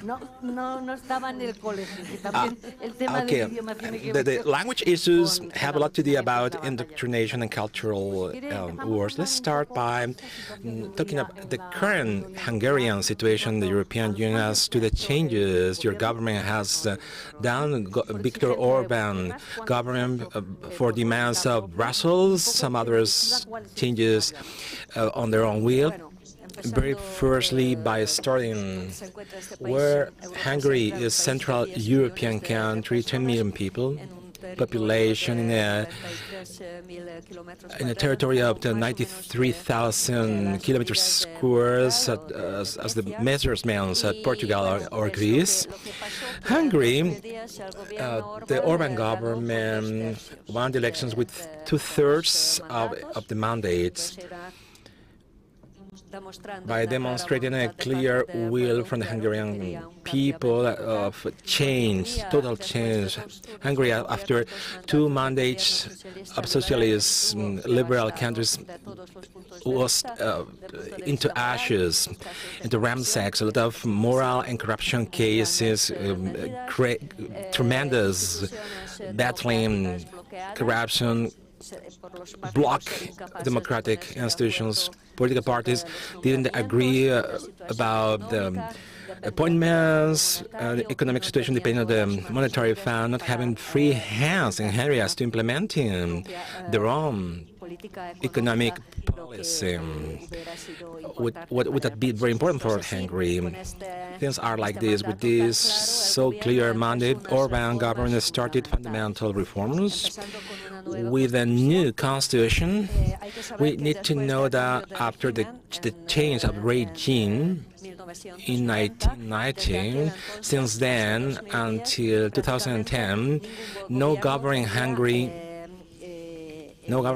had the power to change the Hungarian constitution, the communist constitution, what we received as a heritage from communists, negative heritage from the communist regime. Nobody had 2/3 as to changing the constitution.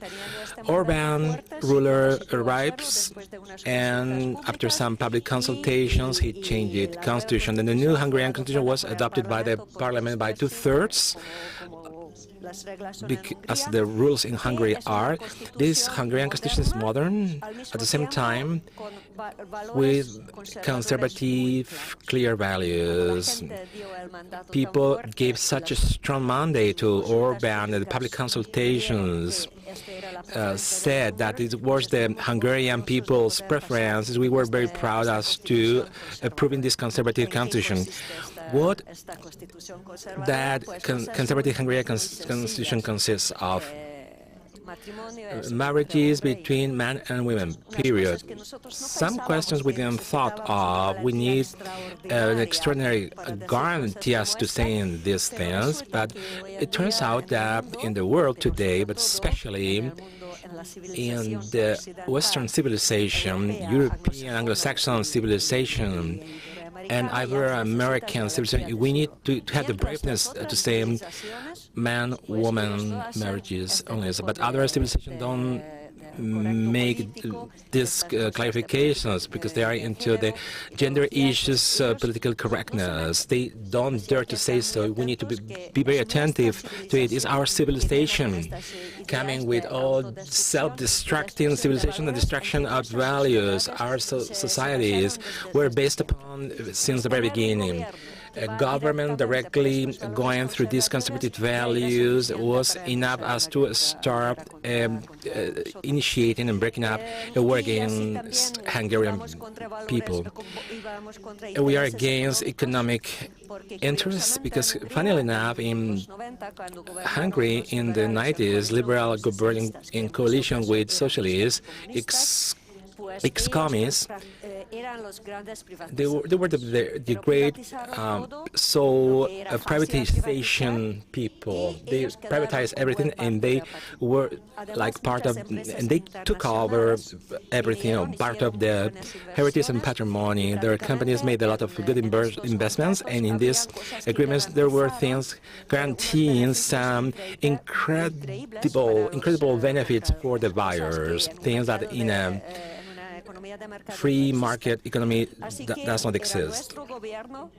For a government trying to renegotiate things and to recreate a balance and equilibrium with these strategic sectors in energy, telecommunications, negotiations, tough negotiations to reconquest this heritage against great interests, Western companies' interests. No surprise that we were attacked by Brussels. Following this pattern, we need to cope with this situation. The problem of Western, as I see, is that the government, our government, Hungarian government, is successful because it has been re-elected 3 times, 3 mandates by conserving the 2/3. Religion is undefined. Hungary is Catholic, 2/3 are Catholics, and 1/3 is Protestant, and more or less like this. We are very proud of having one of the biggest Jewish community in Europe, and obviously we have the freedom of religion in Hungary, and the culture. The Jewish culture is at their peak of their success. In Budapest, you can visit in Budapest how Budapest, the capital, is. So many colors, the diversity of religions, it brings upon us. The president in Hungary can be re-elected as many times as he wants. The prime minister. We don't have a presidential system in Hungary. We have the parliamentarian system, prime minister, and the majority winning gives the prime minister. The president, the chief of state is elected by the parliament. This year has been elected the very first female chief of state. They say that Hungarian government is against women, and this parliament is anti-female thing. We have elected a female chief of state in Hungary, speaking Spanish, by the way. And some of you, I think you are familiar with the current female chief of state in Hungary. You may know her. José Antonio Castro had been a candidate for the Republicans. You lost your elections against Boric, president in Chile. The former ambassador has described the constitution in Hungary as a modern Hungarian constitution. In Chile, the current Chile constitution has their signature. Is it modern? Is it a modern constitution or is not on one side? You, Mr. Cast, has over the past month governing Boric, president in Chile. Have you planned to create, Mr. Cast, a new constituent convention? And do you plan to follow this? Very first, I want to value this meeting by creating bonds and links in a very dehumanized well after very important pandemic process and giving importance to the group of ECR Eurolat group led by Herman Terz is very important. Thank you all.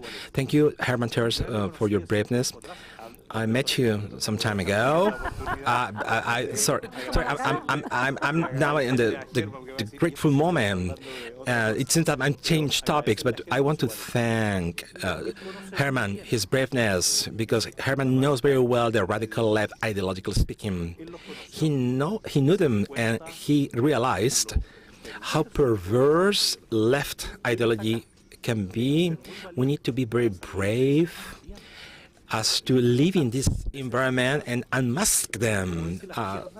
As the left is, we don't forgive, we don't. Herman has been able to lift the flags of freedom. A big round of applause for Herman Hers. He says no because he's a brave man, as the people surrounding me here. Regarding our motherland, Chile is a small country far away from here, developed in a very extraordinary way. We went through a 30 years exemplary process when this constitution is promoted by the military government, who said, provoked a rupture in the democracy. Military interrupted a Marxist dictatorship installed by a democratic way. Agenda was set up in a democratic way with a discussable agreement. Agenda never was elected by two-thirds, only by less than one-third of the Chilean population. And with a parliamentarian agreement, they have to choose between the first and the second with a difference of 30,000 votes. Leftist president elected in his fourth attempt, and he, Allende, signed an agreement of guarantees because the left signs everything on the condition of getting the power.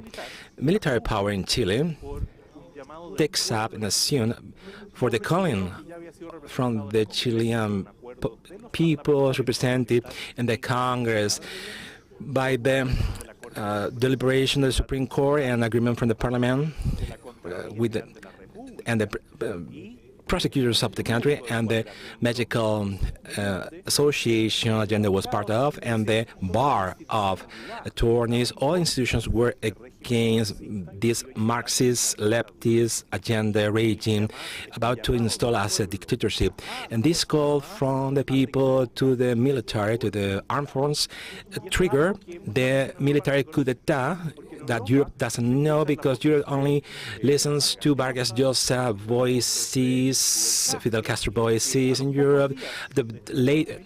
Later than this military coup d'etat, they said that Allende died in the battlefield, assassinated with gunshots. Allende committed suicide per se with a gun given by Fidel Castro. And in 2011, medical people said that Allende was committed suicide. Allende was offered to leave the country. Left always rewrites history. The 11th of September, they say, okay, they were against the Chilean people. Elwin Videla presence, churches back up this coup d'etat. So we have to demystify where the success from Chile arises. And this authoritarian government elaborated the constitution submitted to a referendum during an authoritarian regime discussed at the world level, that the constitution from the 80s considered the determination of this military mandate. No military constitution says this is the last election. In the next 9 years, you will take over from us. There was an election. Pinochet goes into a referendum and he lost it, and this opens up the democratic epoch, and Elohim, 4-year government Frey and Lagos governments come after democratic government, maintaining politics and policies, public policies developed by the military government that allowed Chile to leave poverty. I want to present this beautiful thing. This is motherland, Chilean motherland, my dear beloved country. Some people were confined into room during the pandemic, paying a lot of taxes for there. Which is the message you want to give us? Bachelet comes after. This is an alternation in between. President Lagos reformed and reformulates the Constitution. Constitution is reformed in year 1989 when Chile enters into democracy, and these public policies and these constitutions allows Chile to single out from all Latin American countries, rising their development and decreasing poverty. A good constitution moves forward the most miserable country in Latin America. Transitions, you can see how Michelle Bachelet, after Mr. Lagos, and gives the garland to Frey, the president, democracy working at its plenitude. Lagos in 2005 gathers all the reforms in the parliament and reforged the constitution. It's not the 80s constitutions with over 200 changes in time, but the left working postly, slowly, permanently, with the incredible constants, waiting for the moment the left. This moment arrives in 2019, and this constitution gives values to the person over the state, the family as the core nucleus of society, by establishing a full list of rights and values for the people, guaranteeing people's rights for the omnipotent almighty state. A good constitutional text. It doesn't mean that it cannot be improved, and changes can be triggered. For these changes we need 2/3, and they said that it was a stony constitution, not modifiable, and the right always likes losing. This is so a stony constitution. Let's lower the quorums, and they giving way to it step by step, and we saw the evolution we are currently seeing. Anyway, this is the cultural battle panel trying to rewrite a history, and by making very similar this account. This account has not been deep down in Chile because the Chilean people is wise. Chilean are wise. This cultural battle regarding the Carta Magna, the Constitution, has been left by the left. No, left can wait for it, but the pre-candidate presidential from the left, they said we are going to do so many constituent assemblies as to the moment we, the left, can be imposing our leftist communists. The people are wise, but politicians not. Peoples from Chile refuse by 8 million people the constant 80% popular mandate from the people approved by Constitutional Assembly. These are 6 million people. The refusal to these are 8 million people. So they are playing around with percentages and trying to convince, regrettably, some part of the right sector as to reinitiating the whole process. The left has not lost yet because they're trying to reach an agreement with the traditional right Republican Party. I represent Republican Party. We are more similar to Vox. That's why we are getting along so well, similar to Hungary, Italy, Brazil. We hope that this has to continue also in Brazil. Therefore, we give our hugs to Mr. Bolsonaro. So the chess game has not been yet.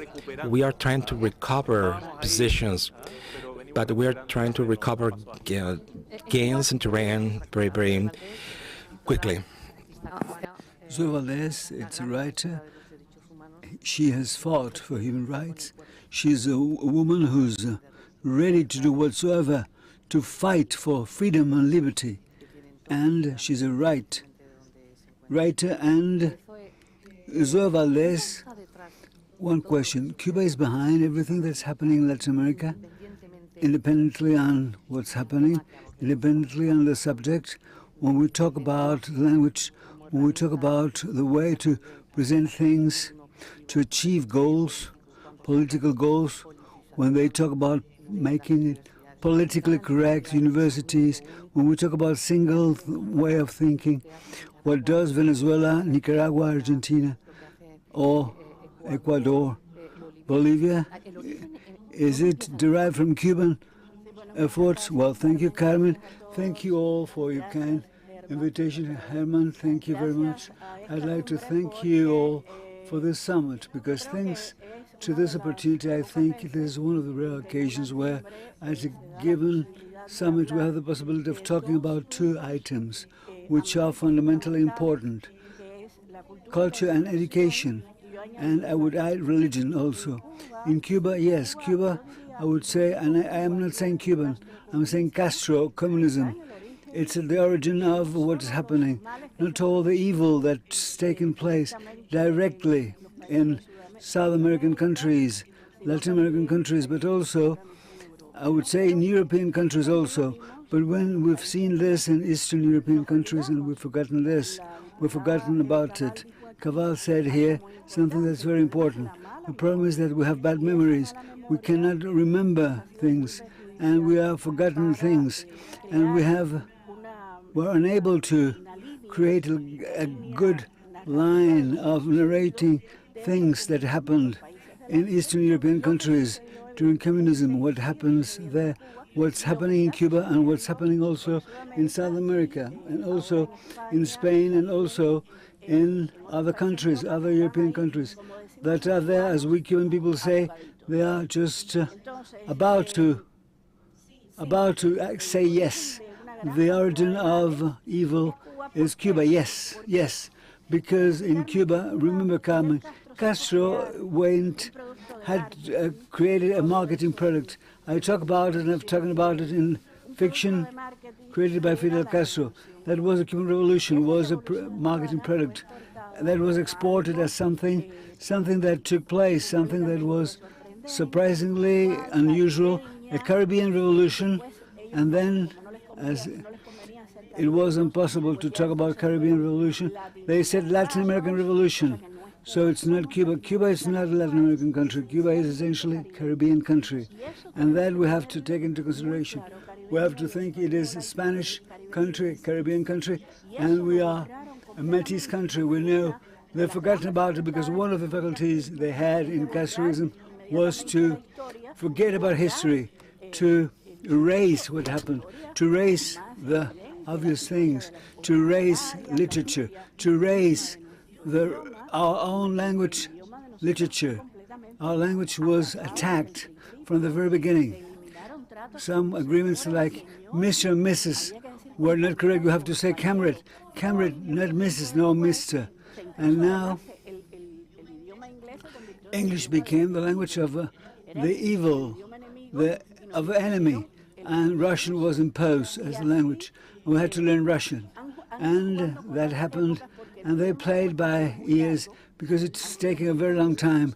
It's taking 63 years, every day, and every decade has they been able to play with the facts, and they had also, at that time, there are mafia people. It's a mafia family. It's like a Godfather's family.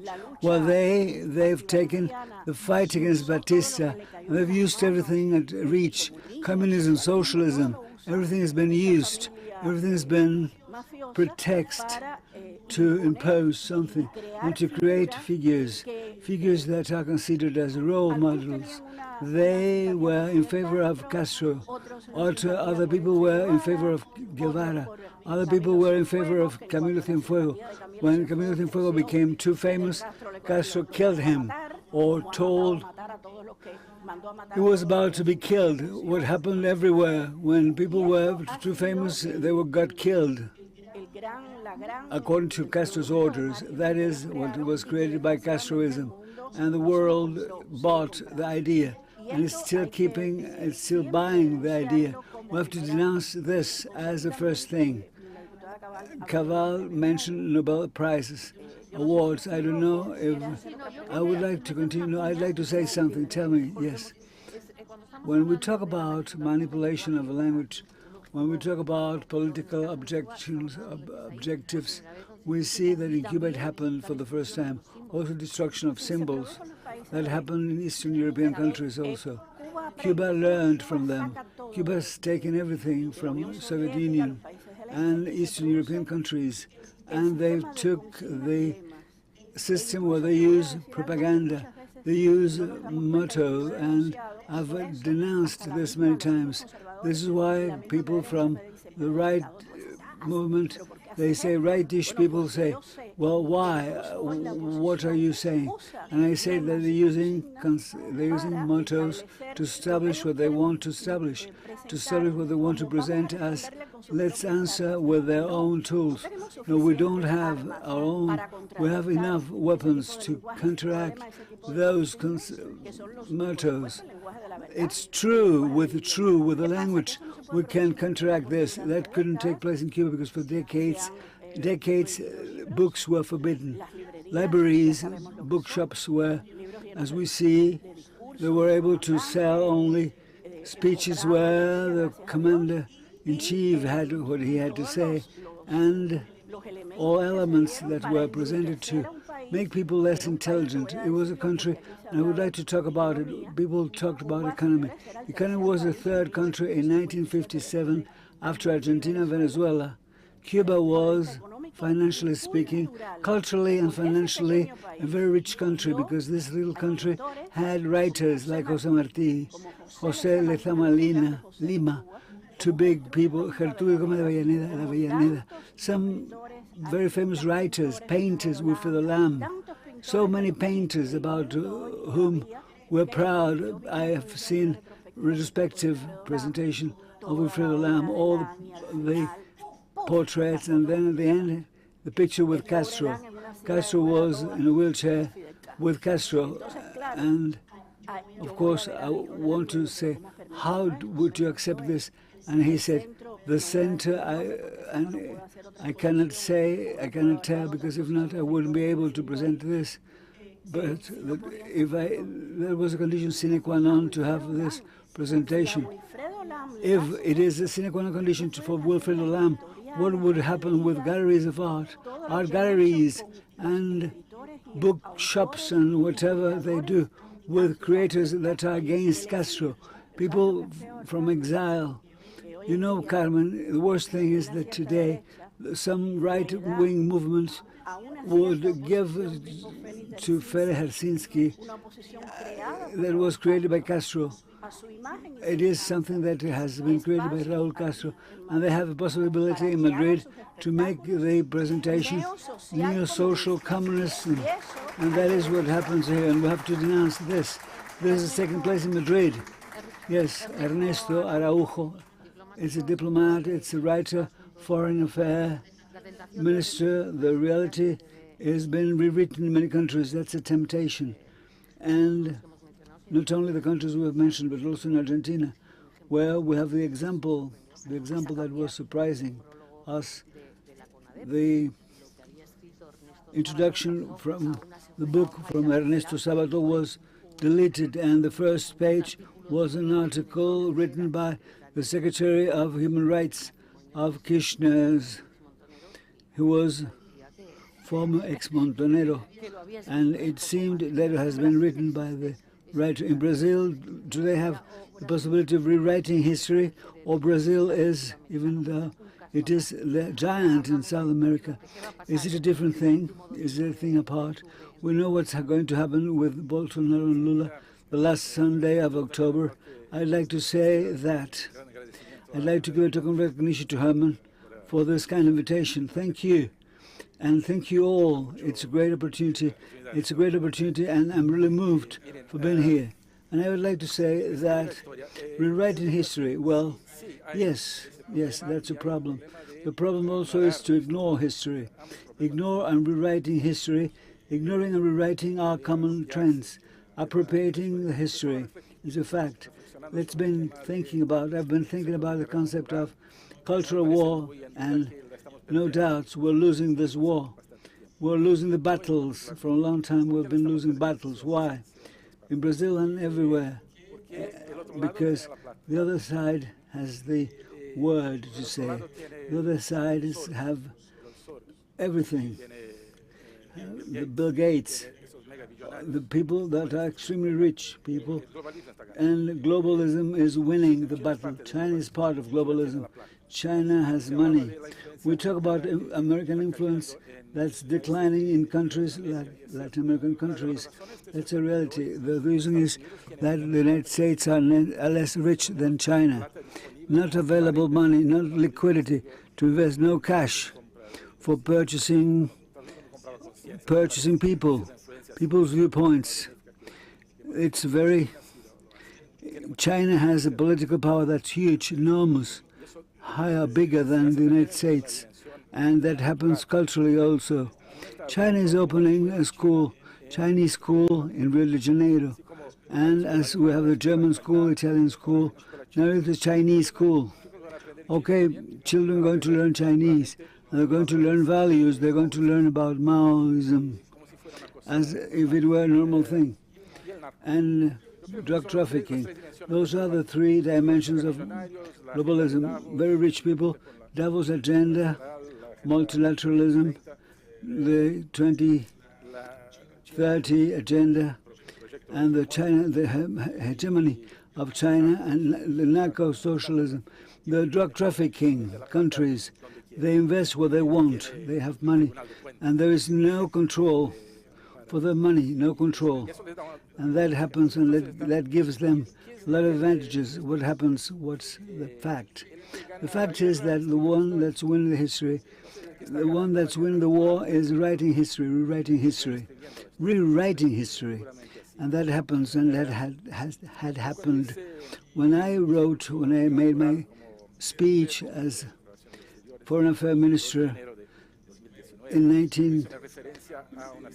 2019.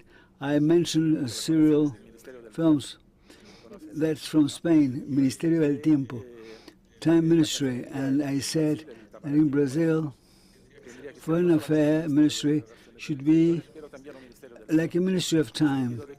It is an institution that has connection with historical aspects in Brazil, and also because they trade and they train diplomats, and they're well respected. I wish they were not as respected because it's been misunderstood, misinterpreted. And of course, the truth is that I said, okay, let's transform this into a reality, creating an institute that's, and we have to talk about one of the bigger writers in Brazil. And for 2 years, it was impossible because I couldn't get the money for giving token recognition to this fantastic diplomat and writer in Brazil. They've transformed the cultural section of the Foreign Affairs Ministry. Well, they have different exhibitions. So when you talk about foreign affairs, no, it's a Ministry of Foreign Affairs. Ministry of Foreign Affairs, we say in Latin America. And we say Cancillería to say ministry in Latin America. So that's why it's been translated as it was correctly said. So we have here a collection of books after 200 years, the freedom of Brazil. 7th of September is the second century of the independence of Brazil. That is a project that's been misunderstood.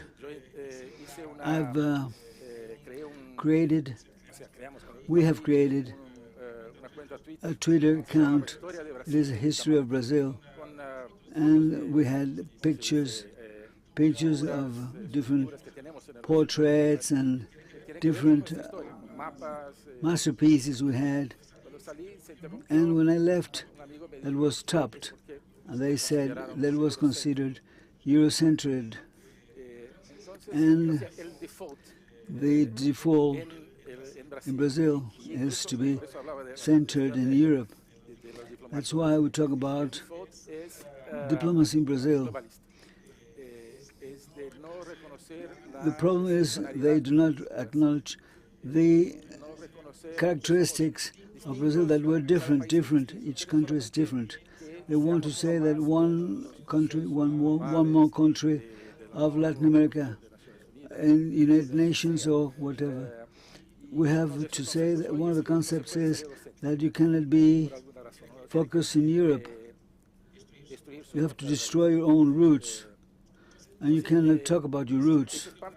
That's part of the structure that's taking place inside a government that's conservative in principle, but they have ignored the second century of our independence. The independence of Brazil has an extraordinary character because it was achieved not only against Portugal, as it happened in other countries, in some Spanish origin countries, that was against globalism, against French Revolution, and against Napoleonic invasion and expansion. The project of Brazil started when the royal family left Lisbon in 1808 and went to Rio de Janeiro. And Dom Pedro, who was the first emperor of Brazil, since a very young age had the idea. That was the equivalent of what Aeneas did when he left Troy. That was destroyed by Greek people to found new empire that was Rome at the lasso.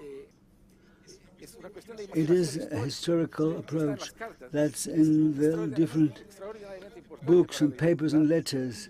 It is important to understand Brazil that was ignored. And it happened because of what Pedro I considered. And now it's been unveiled by an author who made this study. One thing is to ignore fragments of history. Another thing is to rewrite history for political reasons. And you're talking about money. And my question is, money, is it really so important? Is it a problem of strong will? Because in Hungary is the exception. Poland is an exception. In the European Union, they are considered as the black sheep.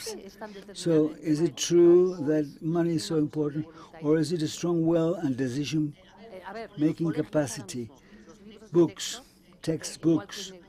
Like in Spain, we have a problem in Catalonia, where it's been rewritten, it's been manipulated to write history and to invent fictions. The government, in the case of Hungary, what have they done? Well, if you allow me, I'm going to give a reaction to what has been said by the other members of this panel, because it was quite funny, because it was when I was a child, because I had been educated at a communist regime. It was communist regime, it was authentic communism. It was imposed to us by the Soviet Union, because we lived in a country that was occupied, that was controlled by the Soviet Union.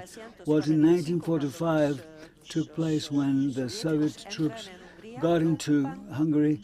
They occupied the country, but they didn't take the power immediately. In 1945, there were elections, last free elections, after the Second World War. Well, they didn't win. It was a political party of small owners.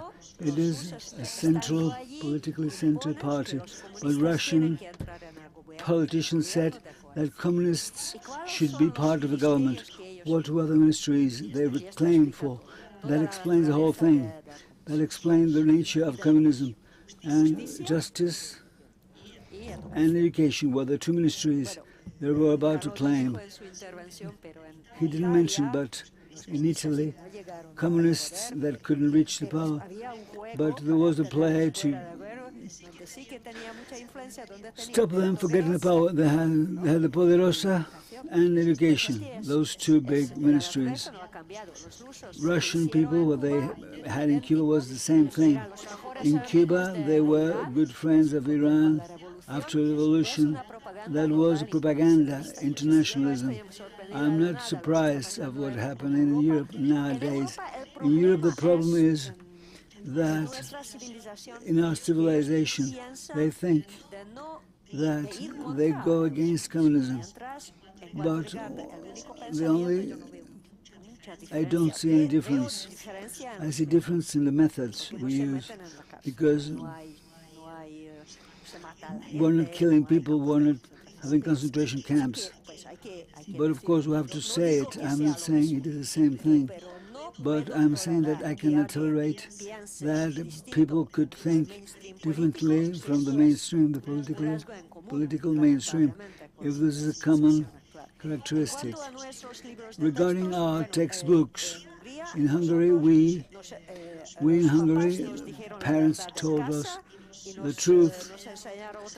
The parents told us the truth at home, and we learned other things at school. From Pinochet and Cuban Revolution, I didn't know about the truth. Only when I was a grown-up person, I understood.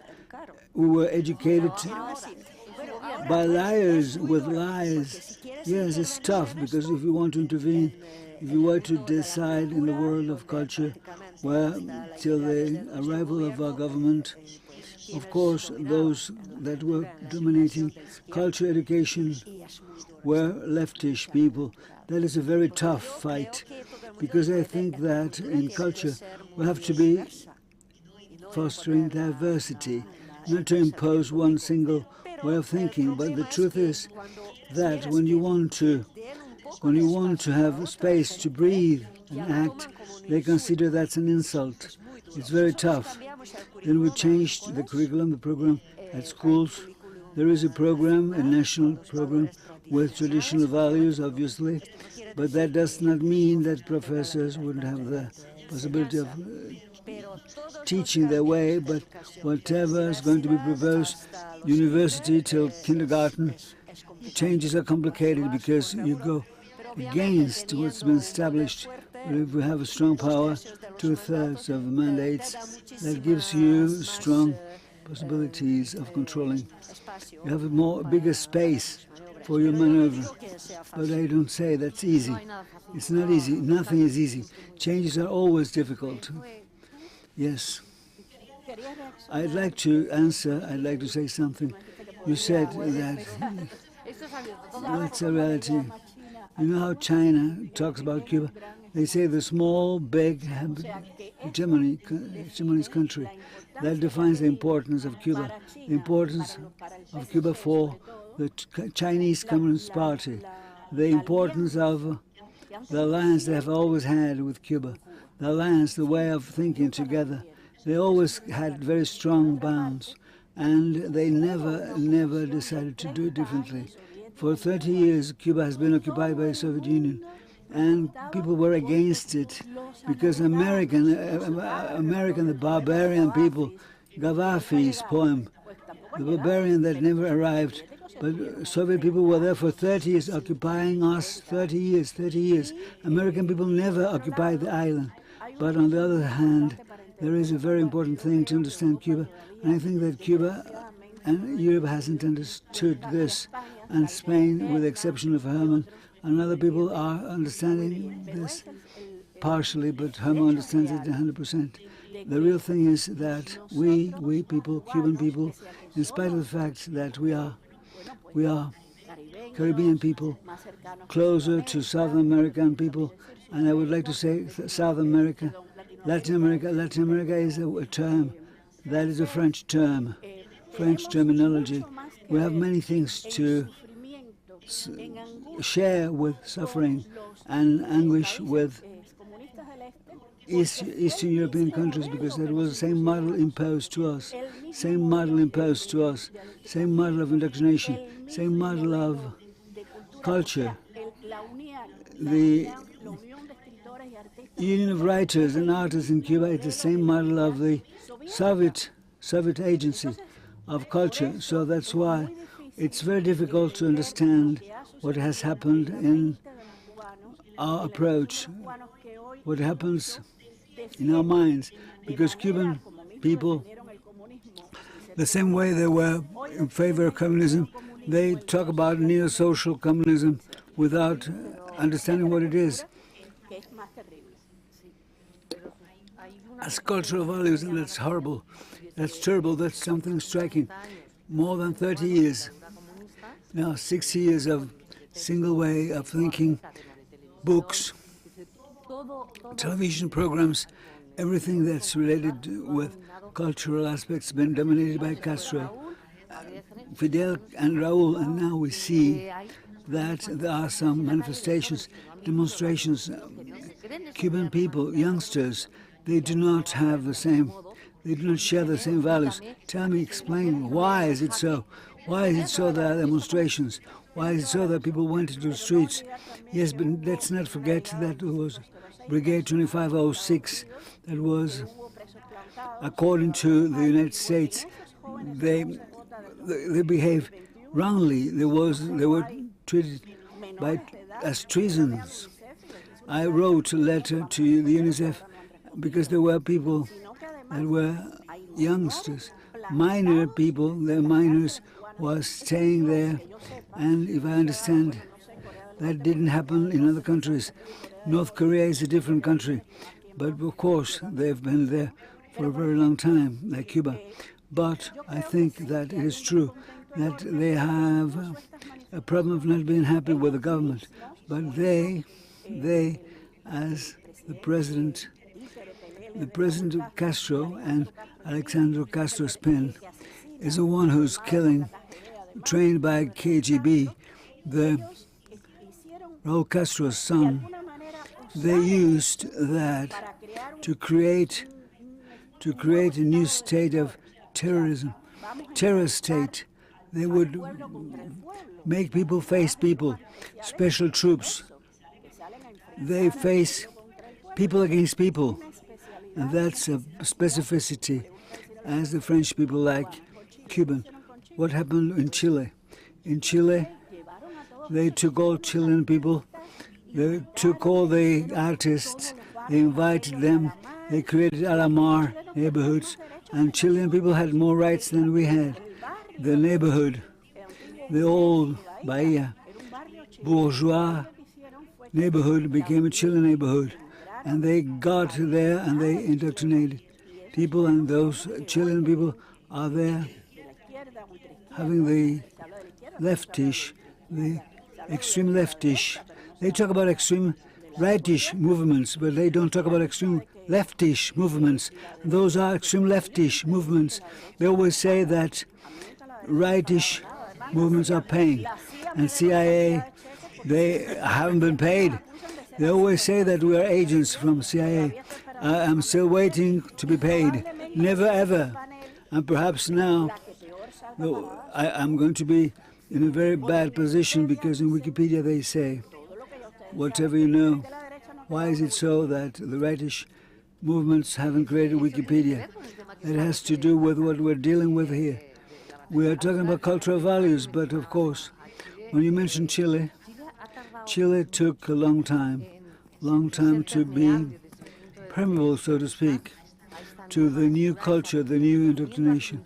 Argentina was next, even though the mountains are in between the countries, but as you know, Argentinian people go to Chile as if they were part of a country, and the same thing. Chile, they go to Argentina, Chilean people go to Argentina. No. I knew you would say no. No, we say no. Yes, but Chilean people, they go to Argentina. Those are countries that are neighbor countries. And there is like, from Buenos Aires to go to Santiago, Chile. But in Argentina, they had Cristina Fernández Kirchner, and that wasn't seen till October 2019. In Argentina, it was sooner. In Chile, it took a longer time. did it take such a long time? I would like to mention something about it, because Zoe mentioned something that's very important. I don't know. Communism arrived, and they had the concept of transcendent aspects of God. They say children are talking, saying, treating adults as friends. I belong to a government, religious group where they said they're taking our children, they are stealing our children, they're taking our children to the camps. The concept of God and family are deleted. They want to create a man that's God-free. That's something we couldn't forget. Why is it so that we're strong? Because we will live in God, we will live in our country, we will live in families. That's why. We believe in God, but drug trafficking people, they have extremely important power. And that's something that happened in Colombia.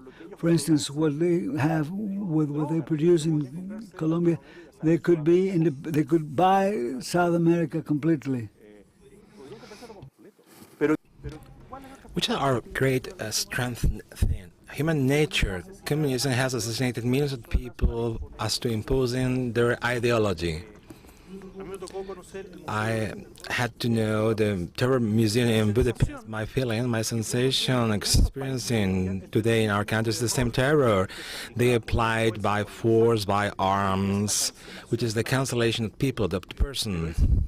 It's the very same thing. Perhaps not with the physical suffering, but the cancellation, verbal, virtual, psychological cancellation is permanent.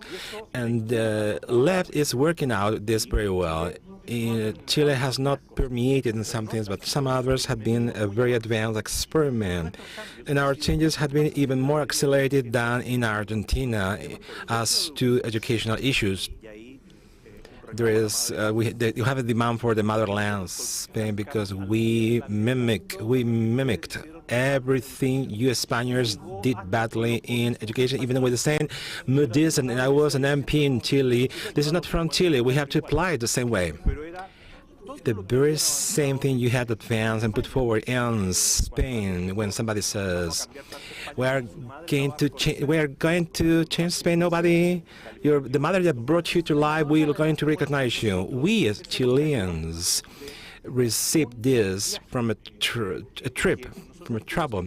We were successful in economy, powerful country, but we neglected educational issues in Chile. There's something that the left, the patient, methodical, and professional left, took over education from us and justice as well. We wanted to change curricula, and teachers are still being leftists. The left is not interested in progress as a development. Left is interested in the modern slavery sustained on existentialism, ignorance, the weakness of being human, which we have done it in Cuba, Venezuela, with radical poverty, people depending from the state, total ignorance, radical ignorance. Persons are bored to be aggressive and attacking other people. In Chile, cultural issues have been suffering a deconstruction. Vanessa Kaiser, a great teacher, intellectual Chilean woman, working this deconstruction very well. In Chile, we have been suffering this accelerated experiment as to destroying our culture. Regarding religions, with all the problems the Chilean church has been through, the very same church in some ways helped this current accelerate. Mapuches, indigenous tribes, as buried in churches, sexual abuses from priests who the left install again. Once again, the left changed its method. It's not a class struggle. Now they look for animalism, environmentalism, abusivism, and they reflect on a very punctual case extrapolated to the fact that everybody is equal through the topic of young people, indoctrination, education. who are more permeable to abuses, all the weaknesses from the left. The young people, they took over from justice, education. Young people live the present. What happened in Cuba in the year 1960 and so on? Injustice extrapolated to everything. In Chile, the left waited for the moment in the institute, the colleges, education, and they blew out the government, and they waited for the university reform law, and they blew out another government. Transportation, and they are always waiting in late, working very strong attacks and punishes. They don't defeat us. Some more advanced left people than conservative, but conservative don't react to that.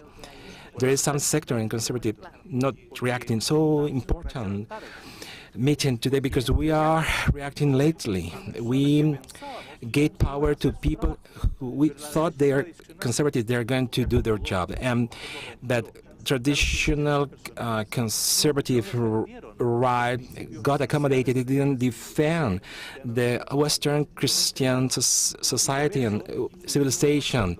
That's why we arose in Hungary, Poland, Italy, perhaps due to different circumstances, but every way human nature will go back to surface, and these very few people will find through common sense and concrete things supports from other people that remain silent, and that's it's so important. Existing books at the Hermantex, MPs, Gonzalez. There may be few of us, but we are multiplying by many others. Within this context, Latin American context, you mentioned motherland Spain. To what extent Spain, on so many occasions, Spain, perhaps in the Brazilian case, Portugal is the motherland. We had stepmothers instead of motherlands. And we didn't have these territories sharing the same languages as language is still used for political purposes. Language is very important. The presence of Spain.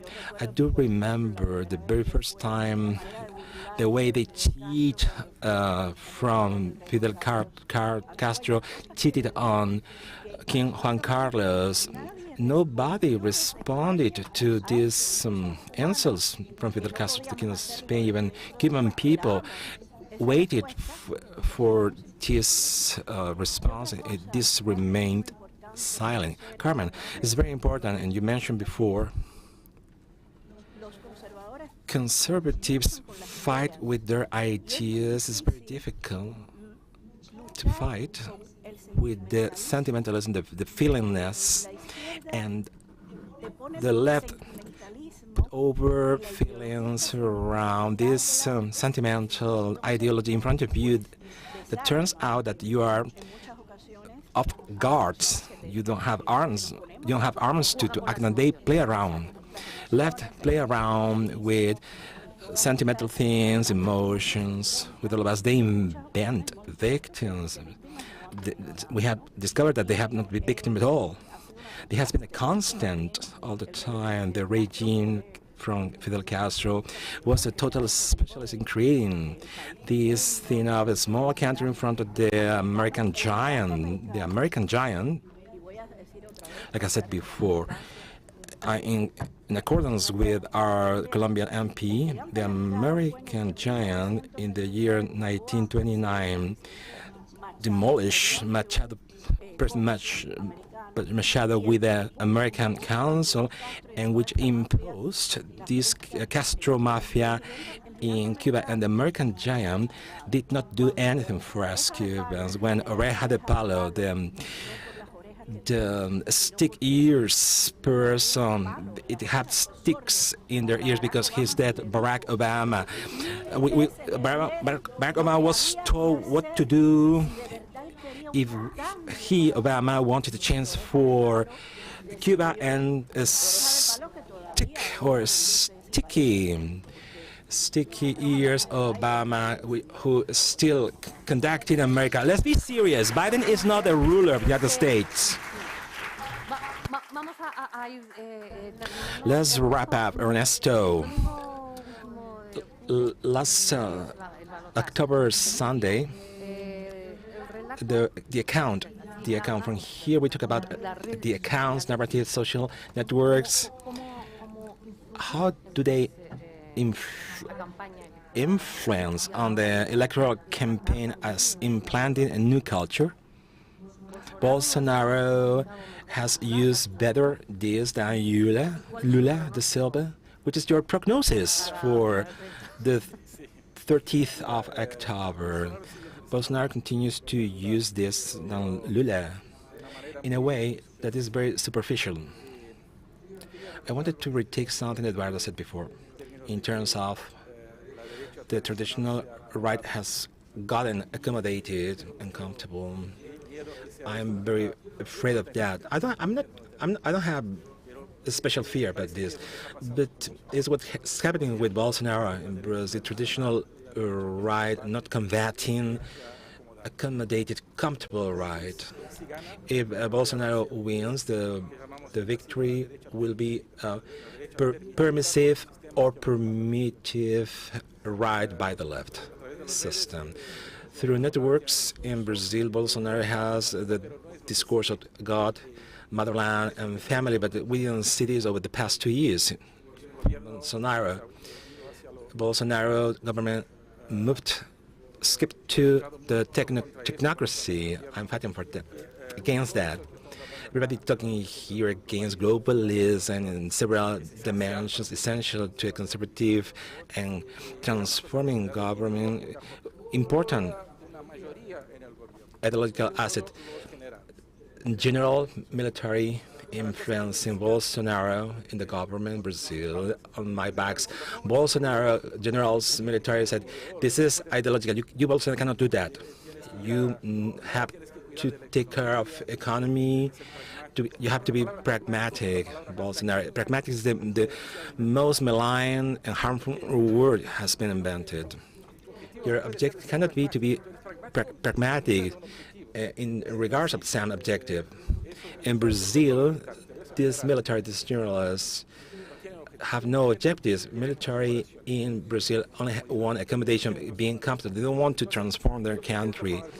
Those wanting to transform the country, dealing with a lot of national international interests, are seen as ideological in the brain, are taken out from the system. So I saw the things from the inside. I have a very different perception of the average view. I would like to say, with great weight in my soul, with great joy in my soul, I would like to say Bolsonaro is the greatest hope for conservatism. It's not like this. If Bolsonaro wins, afterwards we need to win over Bolsonaro to make Bolsonaro be the person he was before. This may arrive, but the chance that Bolsonaro can do the same things as 2018 is very certain thing. I'm going to turn gears over you, Eduardo. I want to wrap up. I want to give you the floor, but two more questions in time. The ones raising hands will be given the floor. Regarding Brazil, I can share some issues regarding how the government has been led, but it's fundamental and essential for Latin America, Bolsonaro to win the elections. The triumph from Bolsonaro, we had presence in the Ecuador, we had presence in Uruguay, we don't have presence in Argentina. We are in a very complex process in Chile. Venezuela is destroyed. Colombia is in a process going down and down.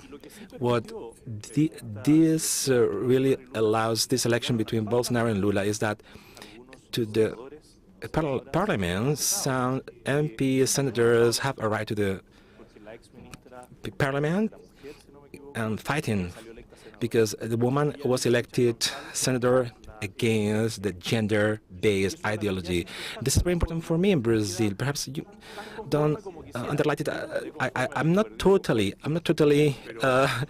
conform with this, but I didn't like being defeated by Boric. But sometimes this more clear right we get tied in the Senate and the MPs Congress in Chile, so this allows us to confront the future in a very different way. This defeat I had with Boris in Chile was the basement for us to win the referendum. We may sometimes have done more. Sometimes we need to go back a little, like the left go down, advance, and then prepare.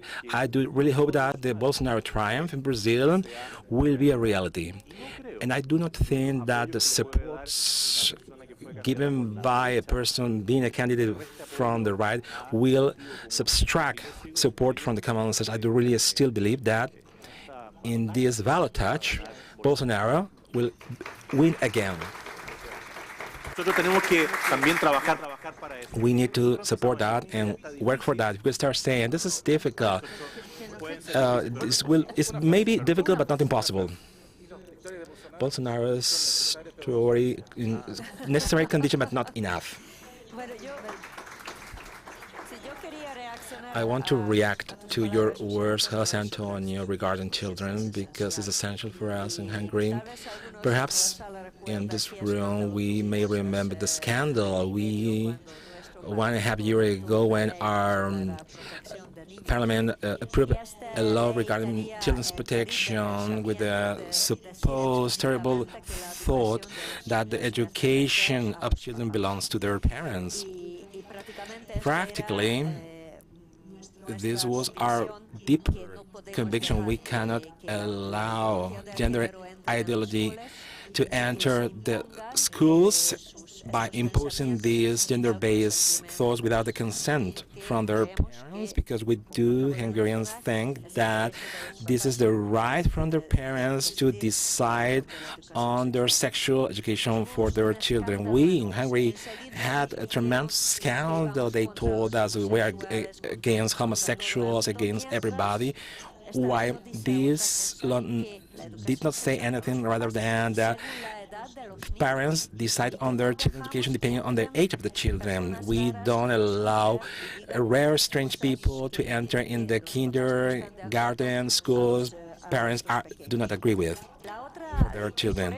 And for this, for pure and sheer coincidence, we were about to wrap up our negotiations about the recovery funds with the European Commission, and big surprise after this, everything is interrupted and we didn't receive these European funds. Negotiations continuing. We are closer to this objective, but now the European Commission says it's going to separate this issue from things because the European Commission cannot defend their position. This is not a European competency.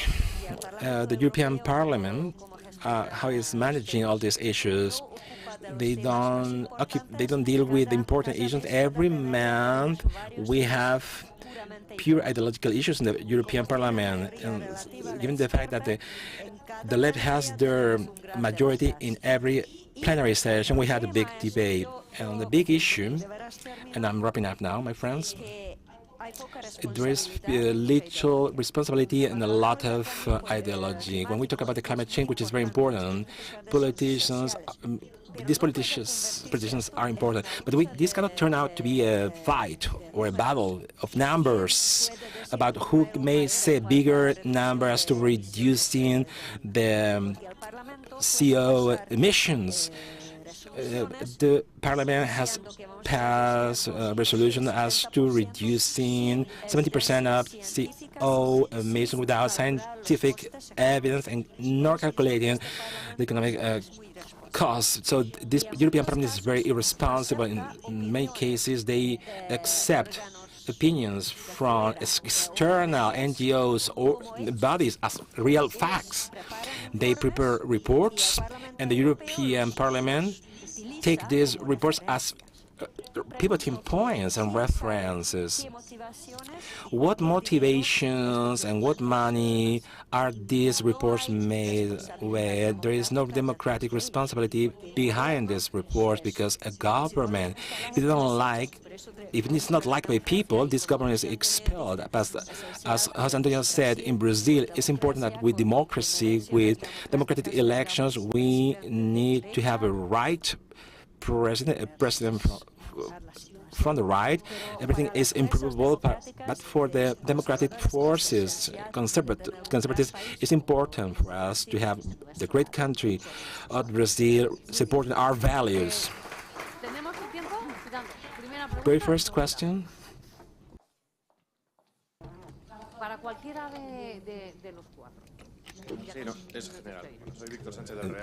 Victor Sanchez, MP, Vox, Congress in Madrid. Thank you for your bravery, for giving the battle against everything.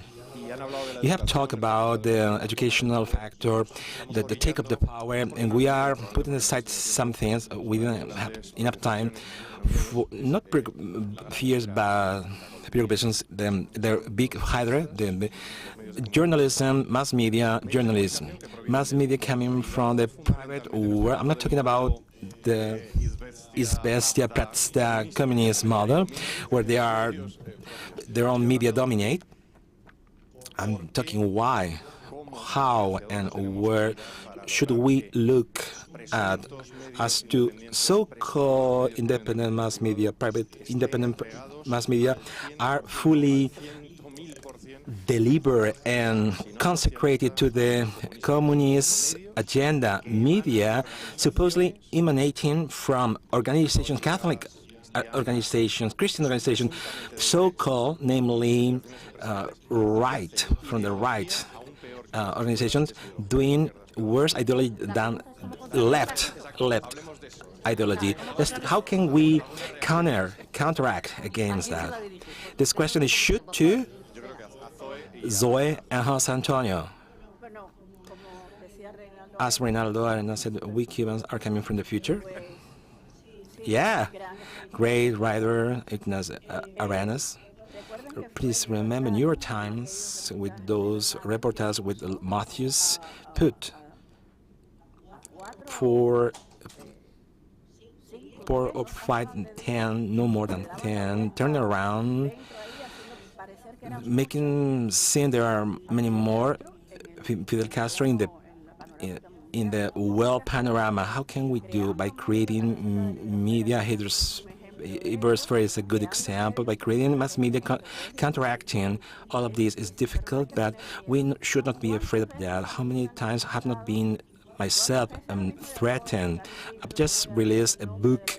I wouldn't say that the publisher because I would be crucified, but the publisher told me, and a very important Spanish publisher told me, not to touch political issues, please. Even though the press, I'm Cuban myself, they are making and asking so many political questions about the book because they are very bad journalists. Leftist journalism is chaotic, is very bad people, and they have the opposite fame of being good. Please, let's see what El País newspaper in Spain was, to put an example, a prestigious, media. What is now El País newspaper today? They can't stop talking about all these little women. I'm a feminist myself since the very first day. You know why? Because I'm a Cuban woman. In the 30s in Cuba, there was a feminist boy, and in the Constitution in 1940 in Cuba, with socialist touches from that epoch, Cuban women were given a lot of power. So these neo-feminists giving lessons from a newspaper, El País, making tremendous blunders. This sentimentalism from El País newspaper cannot be accepted at all. I do think that, unfortunately, there is not an important pace for today's young people because technology has transform culture into technocracy, and this technocracy is going to be terrible for what we want for the future. Real thinkers, people having a critical esprit, because it's about having an esprit, critical esprit. This is a cultural fight, a spiritual fight. This is a fight where your soul is stirred down and you think they're doing that to yourself.